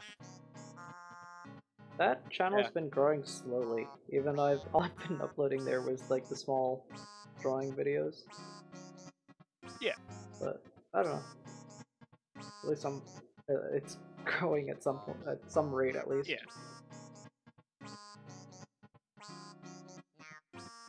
At some point I was trying to do both gaming stuff and art stuff on the same channel just cause, but I was like, doesn't make sense. Yeah.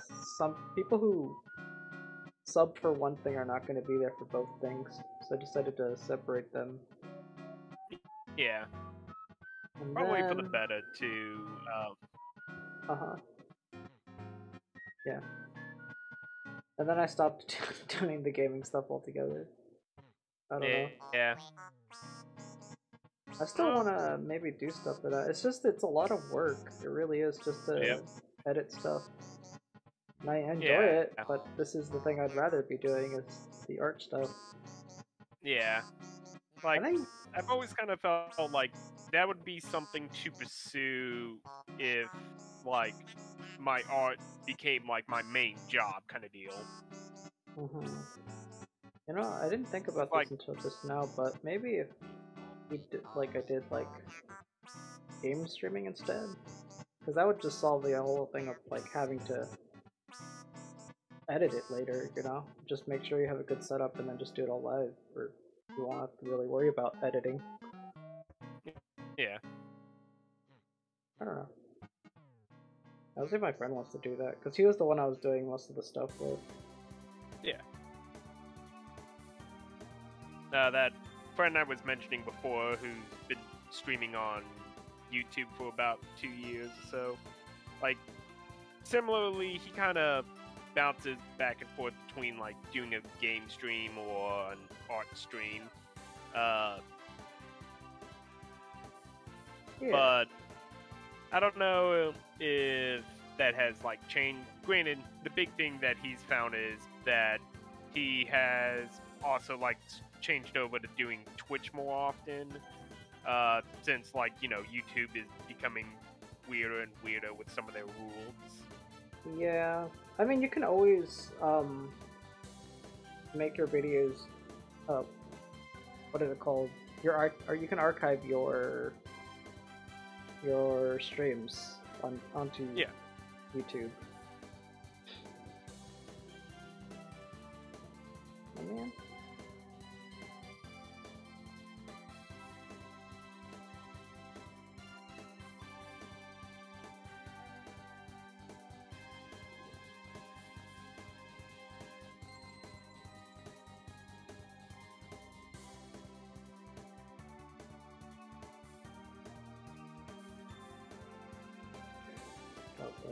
I don't know if you can hear that or not. Just barely. She's like growling. Ah. She's not in here, but she's up there. I got my own doggos, like, making noises around me.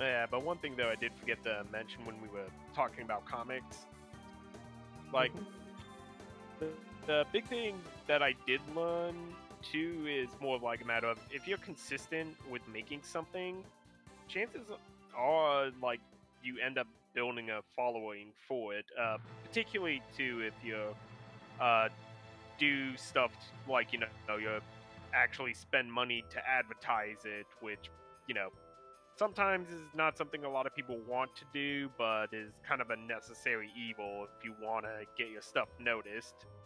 I did that one time with an illustration on Instagram, just because I was like, I wonder how much this will affect if I do that.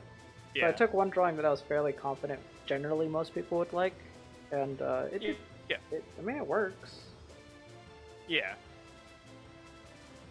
Yeah, because again, the problem of, like, hard to beat the algorithm unless you're gonna actually throw some money at it. But because I can't remember if I had mentioned this on Twitter before, because there was a short while I was working on this one guy's, like, webcomic, and, like, I did not particularly care for this guy's writing style. It was just more for me like, well, I'm getting paid $50 to do this, so maybe something of benefit can come from it.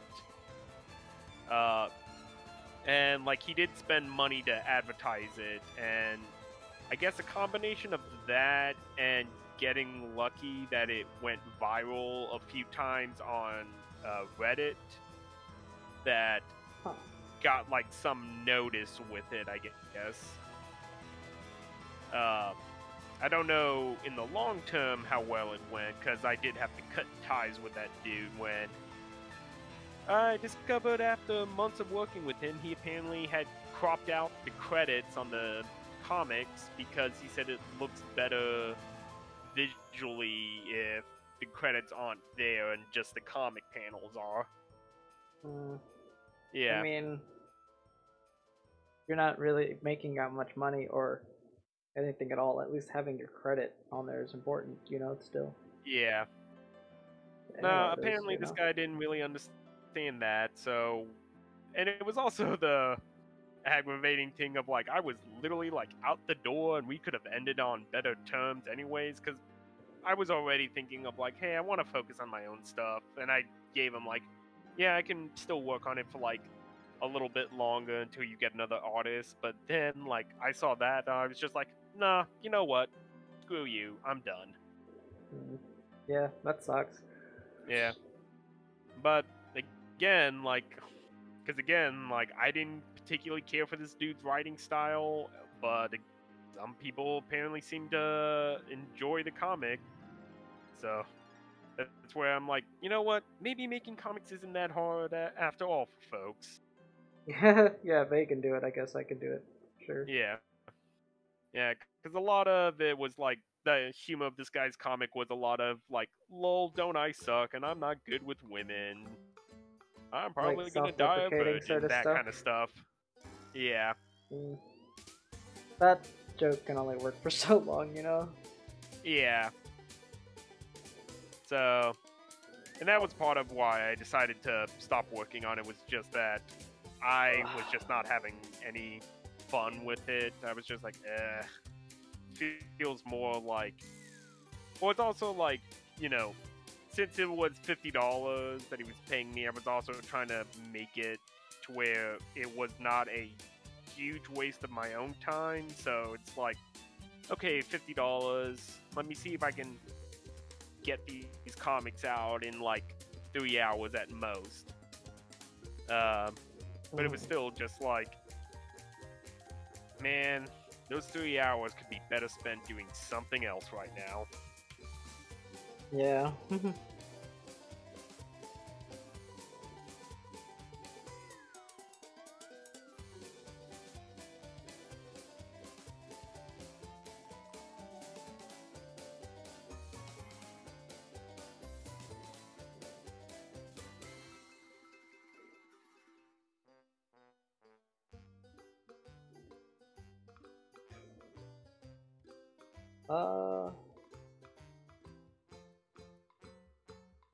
We're about to hit like 2 hours in a bit.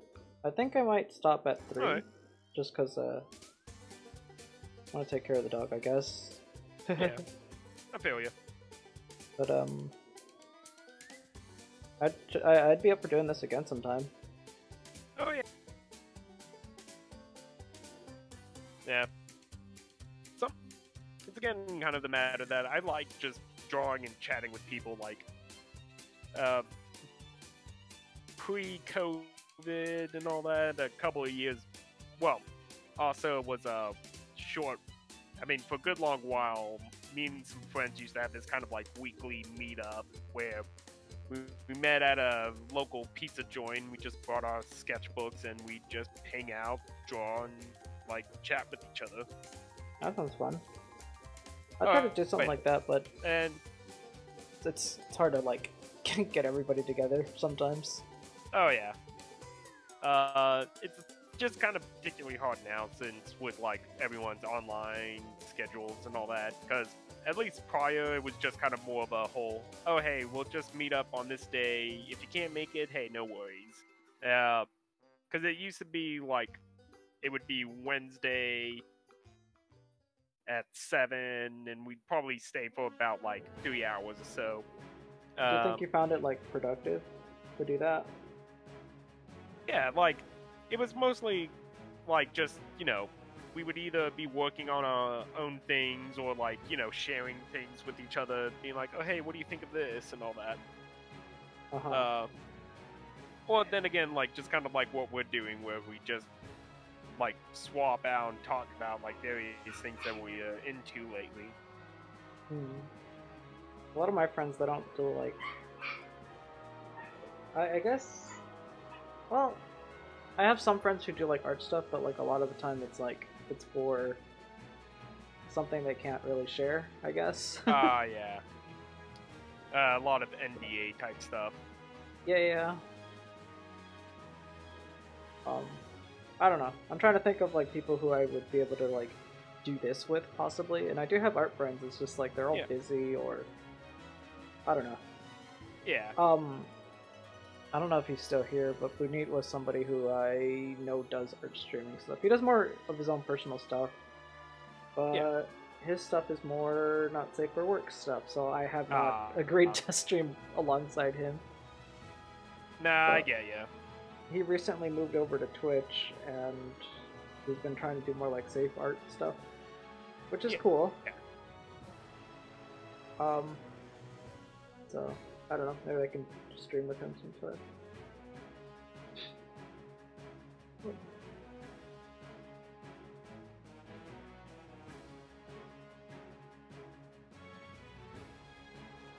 I don't think anybody really cares about my Wario stickers. I don't know. I don't think that many like people care about like Wario in general, but I like the character. It's pretty fun. Yeah. It's something I would have wanted to make anyways. Yeah. One thing though that I found really weird was that it didn't do very well anywhere else, except for DeviantArt. For some reason, there it blew up. Yeah. Like I don't reach the numbers I normally do on there with any other drawings, and then just Wario just randomly exploded on there. Yeah. Yeah, I don't know. DeviantArt is its own beast of a thing. Yeah. Ever since they updated the way that whole website is structured, I've been getting more attention on my stuff weirdly. I don't know how or what they did. Maybe it's like an algorithm thing, but I've gotten more attention on my work since they've updated it. I couldn't explain it. Yeah. Nah, I haven't touched my DeviantArt account in years, so I figure it doesn't hurt to upload to multiple. I get you. Like I feel like it doesn't hurt to upload to multiple places. I literally just copy paste a lot of the whatever I type in. Yeah.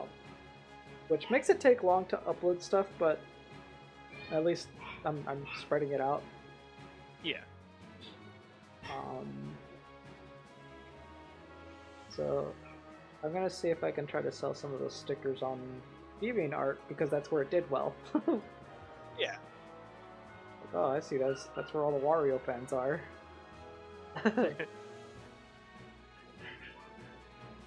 And I don't expect this drawing to do well because of the character. Because I mean, if you don't care about Wario, you're probably not going to care about this character. But I'm hoping to make it like at least cute enough that people will like it anyways. Yeah.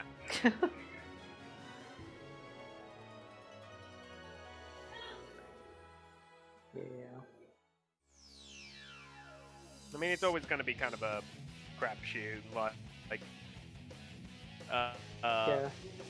Because like I tried talking about, like talking with some people at conventions and like trying to see like how they operate on stuff, because there are some people that talk about the whole like, is it better to draw the stuff you like versus drawing the stuff that's the trend and all that. Yeah. I feel like... And it's always going to be kind of a back and forth on those kind of things. I mean, right now, I'm mostly just making art for myself.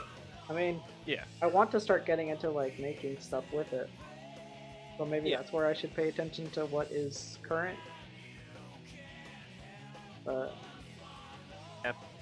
I don't know, it's always a weird, like, back and forth on that, because, like, it always felt like, even if there was something like, because generally I do want to make stuff that I like, so even if it's like, oh hey, here's a thing that I like that also happens to be the very popular thing right now, let me make some fan art, and then it's like cricket. Like, like, now granted, some of it could have also just been like, you know, a number of factors of like, oh, well, it was just a bad time that I posted it, or... yeah, it could be a bunch of factors. Yeah, because, like, I think the big ones that I had noticed was stuff like whenever I tried to do, like, Steven Universe-related artwork, or, like, Undertale-related artwork, and, like, you know, work on those, and it kind of gets some movement, but kind of doesn't. Like, the only time I felt like it kind of did work out was, like, there was a few items I did which were just, like, you know, fandom mashups, where I'm like, oh, here's some Steven Universe characters and some Undertale characters having a silly interaction with each other. That's funny. Yeah. But then, for whatever reason, like, them separate doesn't seem to doesn't seem to get as much notice. I think it's because, at least for Undertale and Steven Universe, it might be oversaturated. Like, there's so much of it out there. That yours is just another one on the pile of other art that is in that fan art thing. I have had cases where I draw fan art that, like, nobody is doing, and because it's like generally some people know about it, that's when it does really well. Because nobody's doing fan art for that thing, and it's like that's why people like it a lot. But there's, like, I don't know. I get what you're trying to do. Like, you're trying to follow, like, what people are making. But if too many people are making it, then it's oversaturation, and it just doesn't get seen at all, anyways. Yeah, so that's why it's always just that kind of weird duality of... Because there's also, like, the risk, too, of, like, oh, you might like this one thing, and not enough people are making fan art of that, but because it's also not trending, then the algorithms are just going to be really crafty about it, too. Like, I did a Mob Psycho piece and all that, and, you know, it did fairly well, at least by comparison to a lot of the stuff I normally do. But it's... And Mob Psycho seems to be generally well liked and regarded, but, you know, it's no My Hero Academia or One Punch Man in terms of popularity. So then it's like, well, doesn't seem like this one gets as much traction either, because not as many people care about the other things by comparison. Yeah. I don't know how it is for anime stuff. I don't really dive into that area that much. Yeah. Like, I mostly stick to, like, video games and cartoons, I guess. Yeah.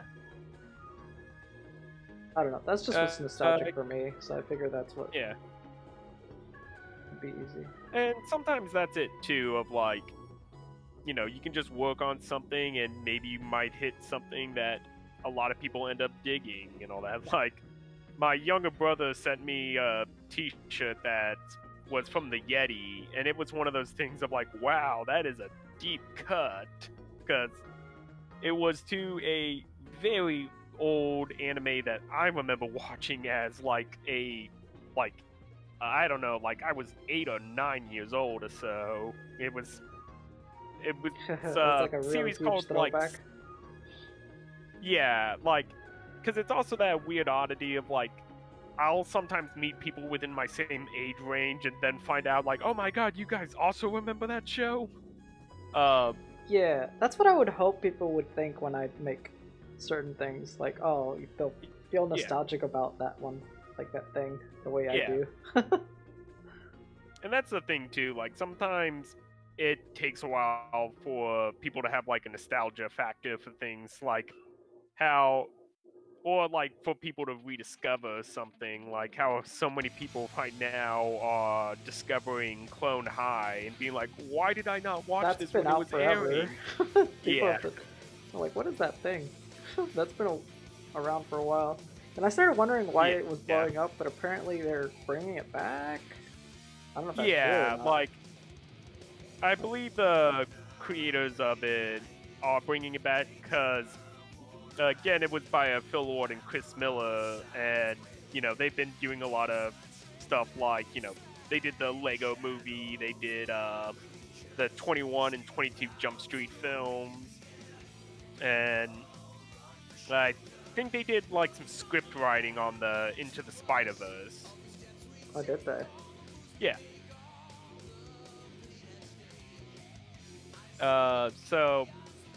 But it's again like so many people didn't seem to know about that when it first came out, and now everyone's like now really that they have loving it. Now they have a bunch of fans and stuff. Like they're like, oh, now we can go back to the thing they actually wanted to make. Yeah. That's funny. No, that's cool though that they're doing that. I think it's funny that people are like only just discovering it though. That's kind of blown up.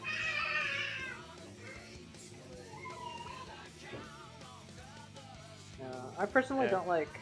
I'm not the hugest fan of like chasing trends. It just something about it doesn't feel good. Just like, oh, I'm just doing the thing because everybody else is doing it. Like, I don't know. Yeah, like to me again, it's a matter on like if I happen to also like it, because there's also like the duality of the that whole people hating on something because it's popular and all that. Like, like there's I can't tell you the number of times I've seen people who were like, oh man, I hate that Steven Universe show. It's so awful. It's like, why? It's like, oh, the fandom just sucks. So you have to watch it then? What does that have to do with the show then? I don't have to watch it. I already know. Yeah. Okay. Well, it's also like to the Marvel films, like because they're so popular, now there's all these people going in on like, oh, Marvel films have ruined cinema. Well, they're so bad, they're not considered cinema. That's just like elitism or something, I don't know. Oh yeah. It's a lot of gatekeeping stuff, but it's again just a matter of like, oh, because it's the popular thing and you don't like it.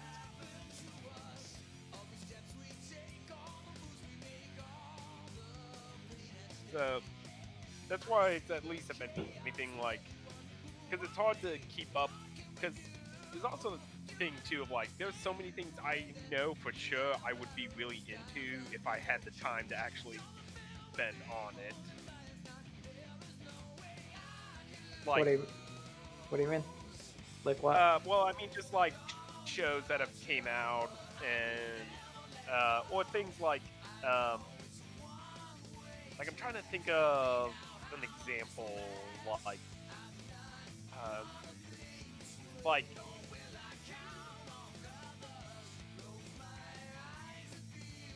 it's just more of like, something comes out and it's really popular, like say it's a new show that's on Netflix and everyone's like going crazy on it. But I'm already at that moment like trying to finish up like a couple of other series that I haven't had a chance to watch yet, and it's like, well, I'll get to it eventually. Oh, yeah, I know what you mean. Yeah. I don't know, I'm personally hesitant sometimes when I see something get hyped up. I'm just like, that's just the hype talking. I want to give it a moment until it dies down and then see if it's actually good, or people are just excited. Yeah, I get you on that too, because there was, like, when I was younger, I was in that, like, mindset of the pretentious individual that was just hating something because it was the popular thing. Yes. Now, granted, part of it was because I had a number of really bad experiences to it when I tried to give something a fair shake. Like the big one was, like, way back when Hitalia was the big anime that so many people were, like, gushing over, and you would go to a convention and everyone is cosplayed as those characters. And so my mindset was, okay, well, this is something pretty popular. Like, I get that the premise of it is, oh, it's the countries of World War II as personified as humans. And though it didn't sound like something I would enjoy, I was like, well, maybe there's something to it that I'm not seeing. Then I used to help a friend run an anime club at a public library, and just one time we were gonna watch the Italia series. I'm like, okay, well I'll check it out here, and that was a grueling 3 hours of like, wow, this is really bad. This is not something for me at all. And then the second one after that was and it was similarly the same problem, Sword Art Online. Of like, man, this is not something that's good, and why is everyone loving this so much? I've definitely had that. Or I just could not understand why. It happened with movies, with certain movies that like everybody like talks so highly about this thing, and now I'm watching it and it's just not what people said it was.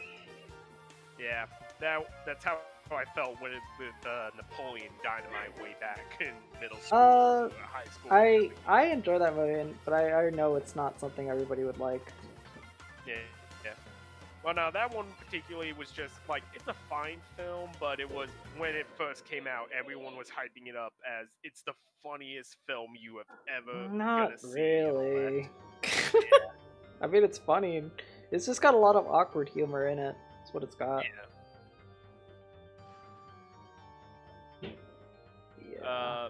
But then it was that whole thing that some of it, like, that kind of mindset prevented me from checking out certain other things. Because again, I was just being the like curmudgeon of like, I don't trust it. It's a popular thing that all these kids are liking. I think that's what prevented me from getting into certain things. Yeah. I don't know. I've had to have that talk with my cousin, who's a few years older than me, because he's now become the curmudgeon, like, I don't like this because all the kids are loving it. It can't be good. To which I'm just now at the point of like, well, I mean, we had all dumb crap that we love. Let them have their dumb crap. I generally like. I mean, I generally like talk with my friends about that kind of stuff. I'm just like, what do you guys think about this? And it's like, because it's, you know, I hear a lot of people are like talking about it, and I try to get like their second opinion or something on it. Like, I don't know. Like I've been a little bit more lenient about like giving stuff a chance and not being so judgmental at the beginning or at the start. But yeah, it's really hard to be like make your own judgment before even giving something a fair shake. Yeah.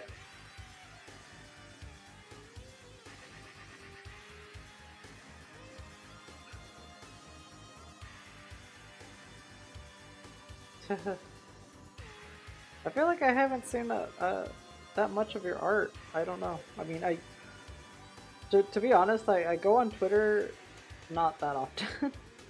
I go there to make the posts and stuff, and I scroll for a little bit to see what people are doing. Yeah. That's about it. I don't stick there all day.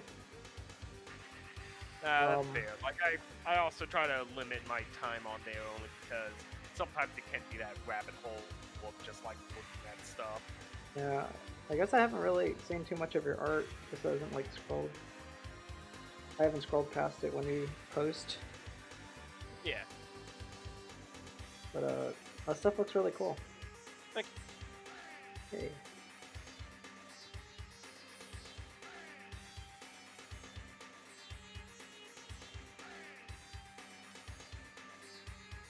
Yeah, I'm hoping, because that deadline for that portfolio thing, or like put in your portfolio for review, is tomorrow, so... Oh, you're trying to get it done? Yeah, or at least, I'm hoping that if I can at least get it done just as a black and white. Because I do have some colored examples, or like colored work that I've done, but none of them are comic-wise and all that. So...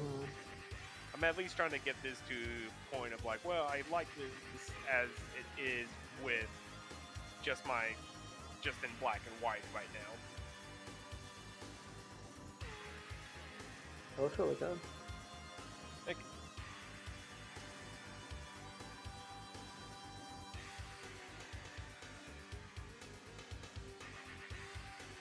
you. I don't know if I'm gonna get into this drawing right, like coloring it and stuff. Yeah. I like how that looks. Like, if I could make something with this, I would. I don't know. That would probably be a nice sticker or something. If I can figure this out.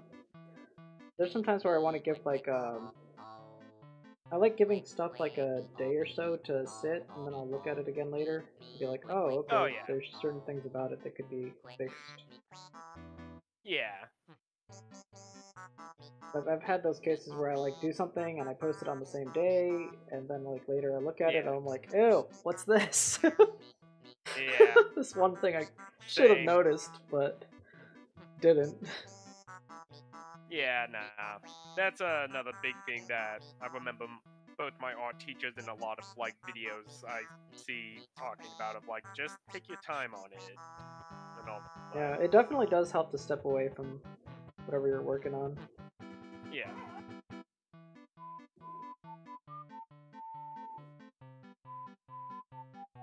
Oh boy, what's going on here? Alright, let me just take all that.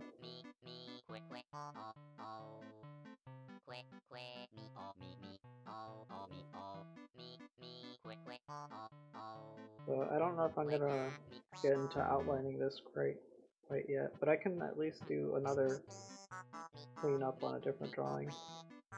Yeah. I've been doing a lot of Wario and Sonic fan art stuff, but it's just because, I don't know, it's just what I feel like drawing right now. Yeah, sometimes you just want to draw the stuff that makes you happy. Yeah. I thought, like, because I've been playing a lot of Mario 64, I was thinking of doing, like a fan art of Mario, but like make him look low poly and stuff. Yeah. I feel like that'd be a fun idea.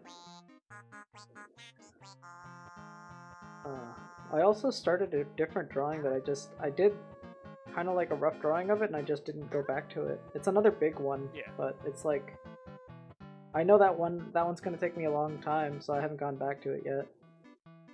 Yeah. I just finished the Muppet one, which was also a big one, so I was like, I'm trying to space out the big stuff. These smaller ones are very easy to work on for like a few hours each.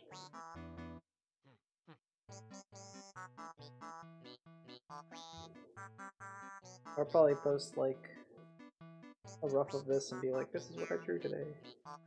On stream. I don't know, maybe entice people to come in next time. Because I only have one viewer and I don't know who that is. I don't know if that's you. Yeah, nah, it's always been a weird thing on how they, mention it, because, like, mine as well, it says I just have one viewer, but I don't know if that's counting me looking at my own stream as it is. Yeah. Yeah. Oh well. Yeah. I mean, it's still fun to just be hanging out and chatting with folks. Yeah. Time to draw this little weird demon guy.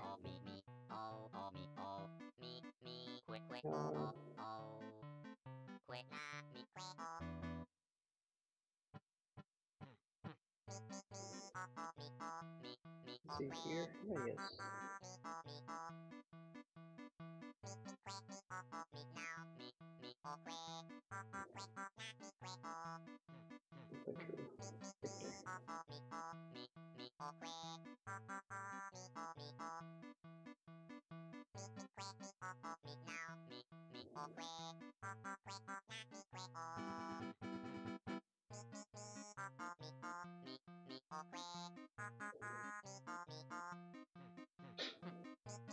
Hey,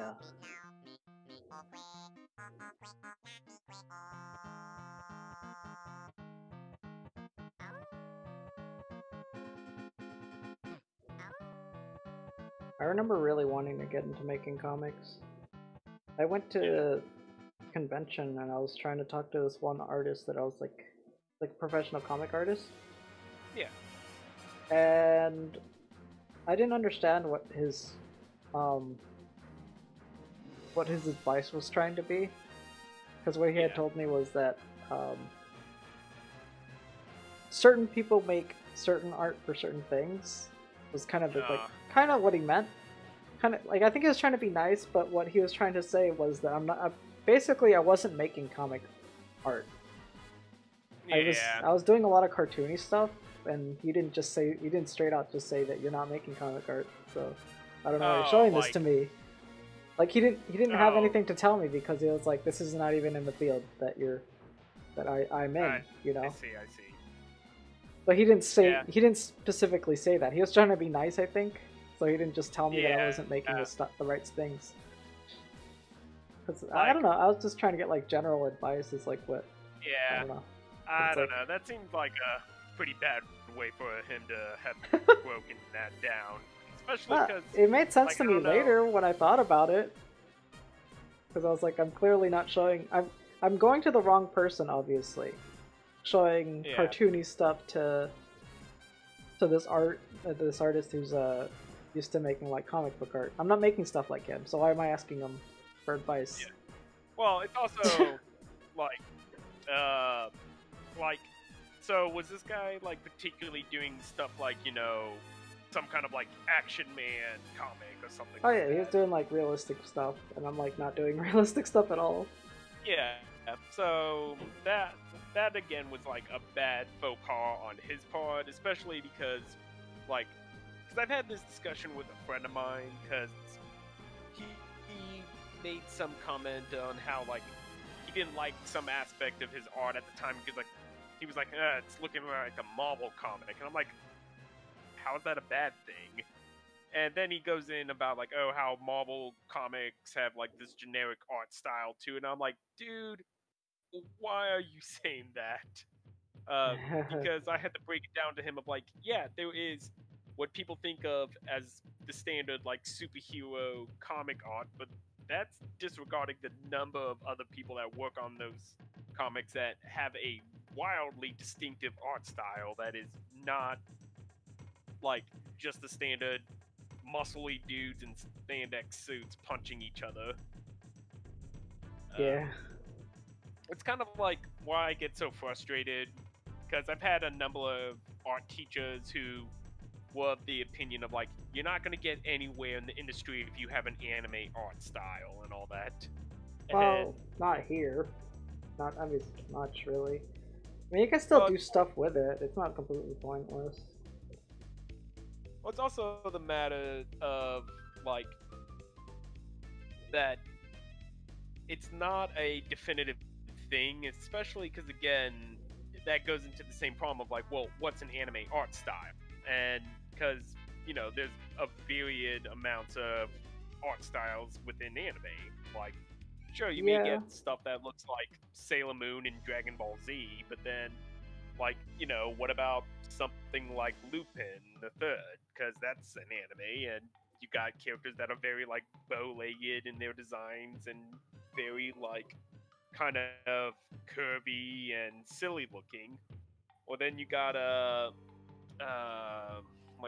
Shin-Chan, which that one particularly was a very crude and silly looking art style to it, but it's technically an anime.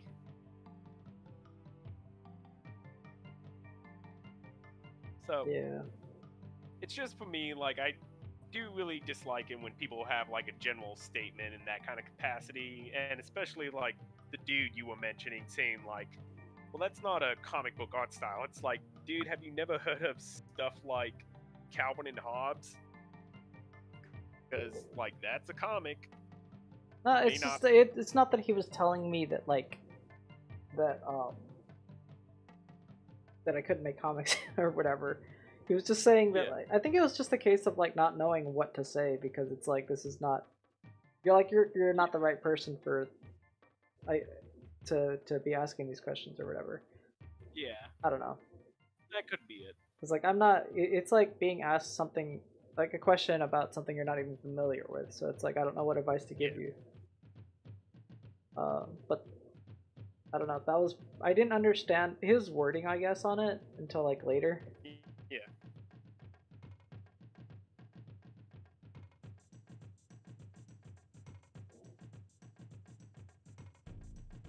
Yeah, I don't blame him though.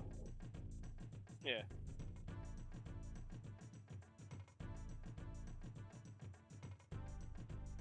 Although it could have been significantly worse. Like, this was a story a friend of mine had shared, and now this didn't happen to him. He just was there to witness it as it happened. Of like,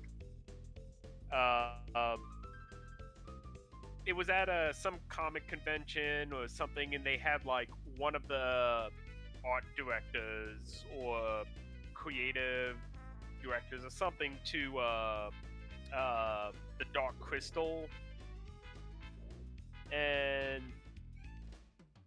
apparently like someone went up, brought their portfolio, and was hoping to get some art advice from him, and so like, you know, starts getting it out and is like, if you have a couple of minutes, I'd like you to look at my stuff, to which apparently the dude behind the counter just said no, and just left it at that, of like, no, I'm not gonna look at your work, I'm not gonna look at your portfolio. It's like, That's... oof. Yeah, I don't know. That is kind of rude, but I think at some point it's like, I mean, they probably get that asked to them like all day, honestly. Yeah. So I'm sure they get tired of. But it's still just that whole thing of like, oof. Yeah. Yeah. Can't be any worse than what was that? There was a story at Comic-Con, I believe, where some dude at a panel for like the Westworld, I think it was, and he brought up like, oh, I wrote this script, would you all have a chance to read it? And it just like shut down the entire thing at that point. Like, I guess the people got like really fed up. They did like a Q&A sort of thing, and the guy read his script up there? Well, no, like they were doing the Q&A, and then a guy got to the front of the line and then was saying... They started reading their script? Or like or he they wanted them to read his script or something. Because I guess he thought, like, I got a script here that's so good, if you all just give me a chance, and you can see my genius at work. No, or something like that. That's a bit too much. Especially putting everybody on the spot like that. It's like, hey, now that everybody's watching... Yeah. It's like, no.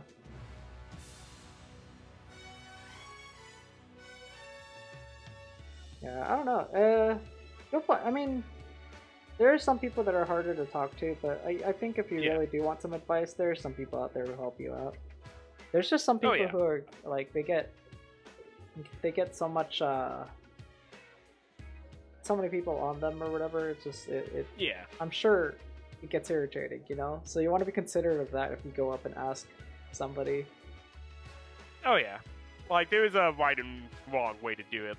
Like, that's actually how a friend of mine,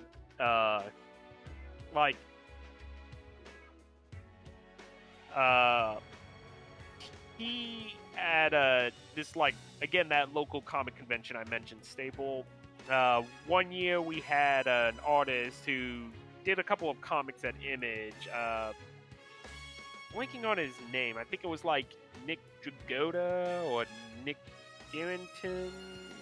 Let me look it up real quick.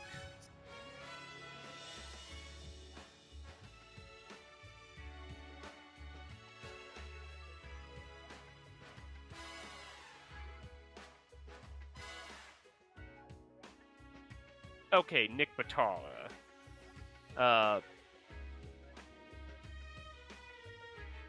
Like...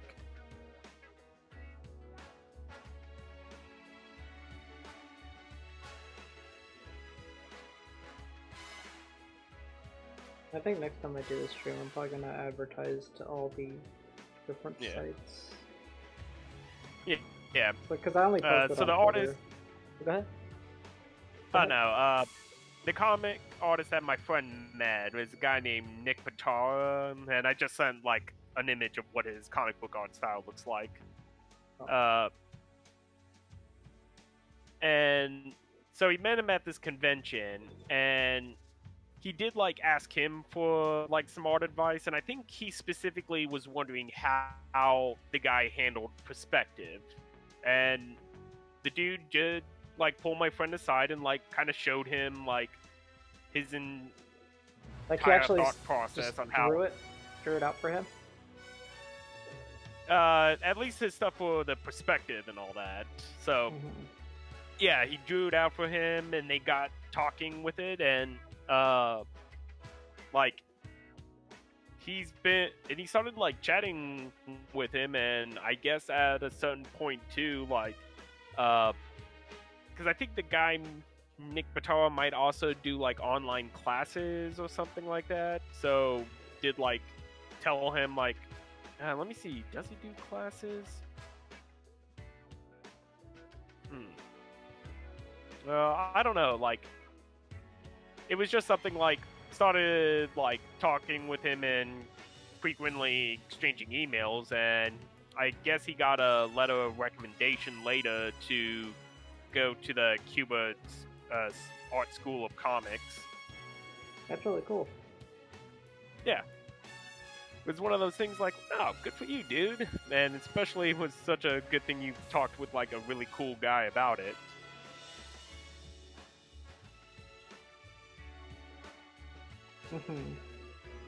That's nice that they were willing to pull them aside and do some work with them. Yeah.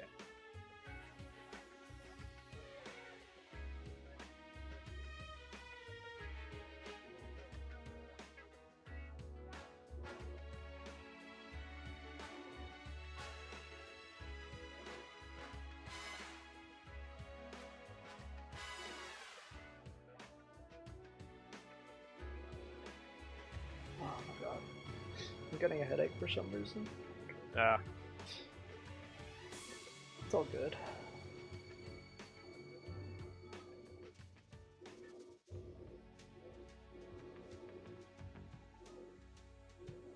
I've been up, I think, since around 6 in the morning.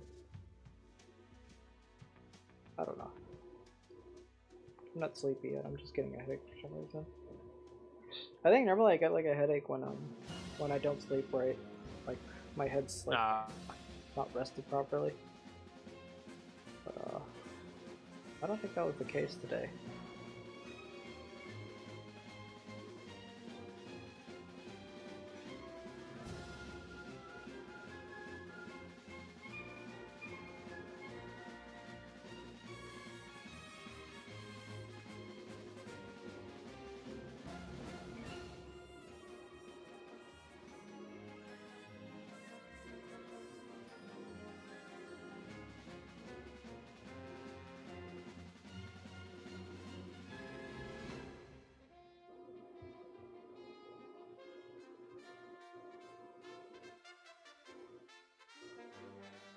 Got long arms. I don't know.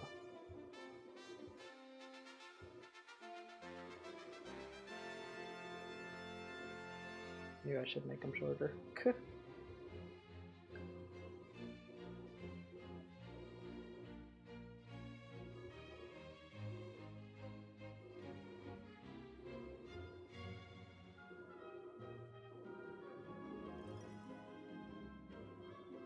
He's got such a tiny body that I'm kind of like, feel like I shouldn't try to hide it. Yeah. But I'm gonna try to keep this pose still. We'll see. I'll see how I'll feel like later about it. Yeah. It won't take long to redraw it.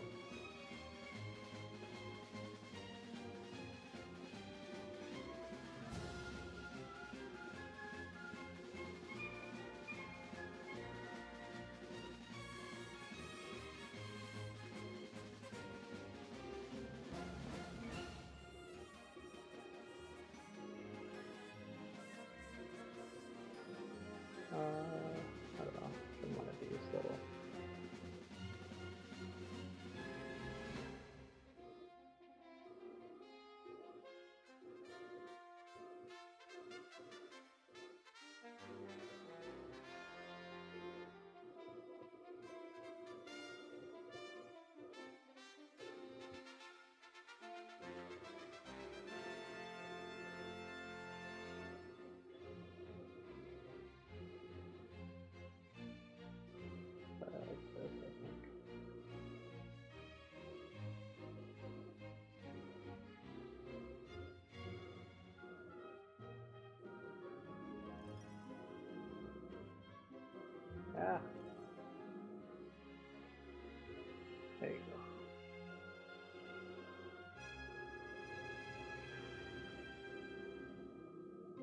There was somebody else who wanted to try doing an art stream thing with me, but I never. I mean, I I had to deal with all that other stuff about getting all these stuff in order to even try to stream. But I'll probably ask them again later and see if they still want to do that.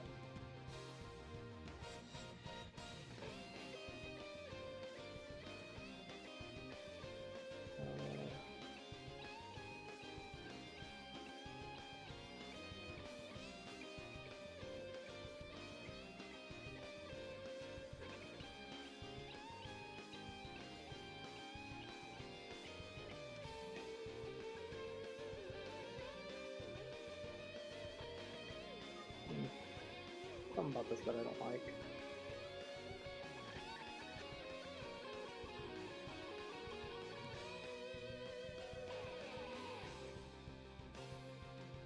I'm probably gonna redo the whole body. Is it just because the little bean body is being hit by the head? Yeah, it kind of like it doesn't really make it like it doesn't show the very good like line of action. That's why I think I extended it right here with the older drawing. Yeah. But it's so small that you can't do too much with it. Yeah. I'll probably just shove him back here. Yeah, I'm probably gonna have to call it quits here. I got the dogs being a little antsy and all that. Probably Are you gonna head off on then? another walk. Yeah. But it was Alright then. fun talking with you, dude. Yeah. I guess I'll end my stream too. Yeah.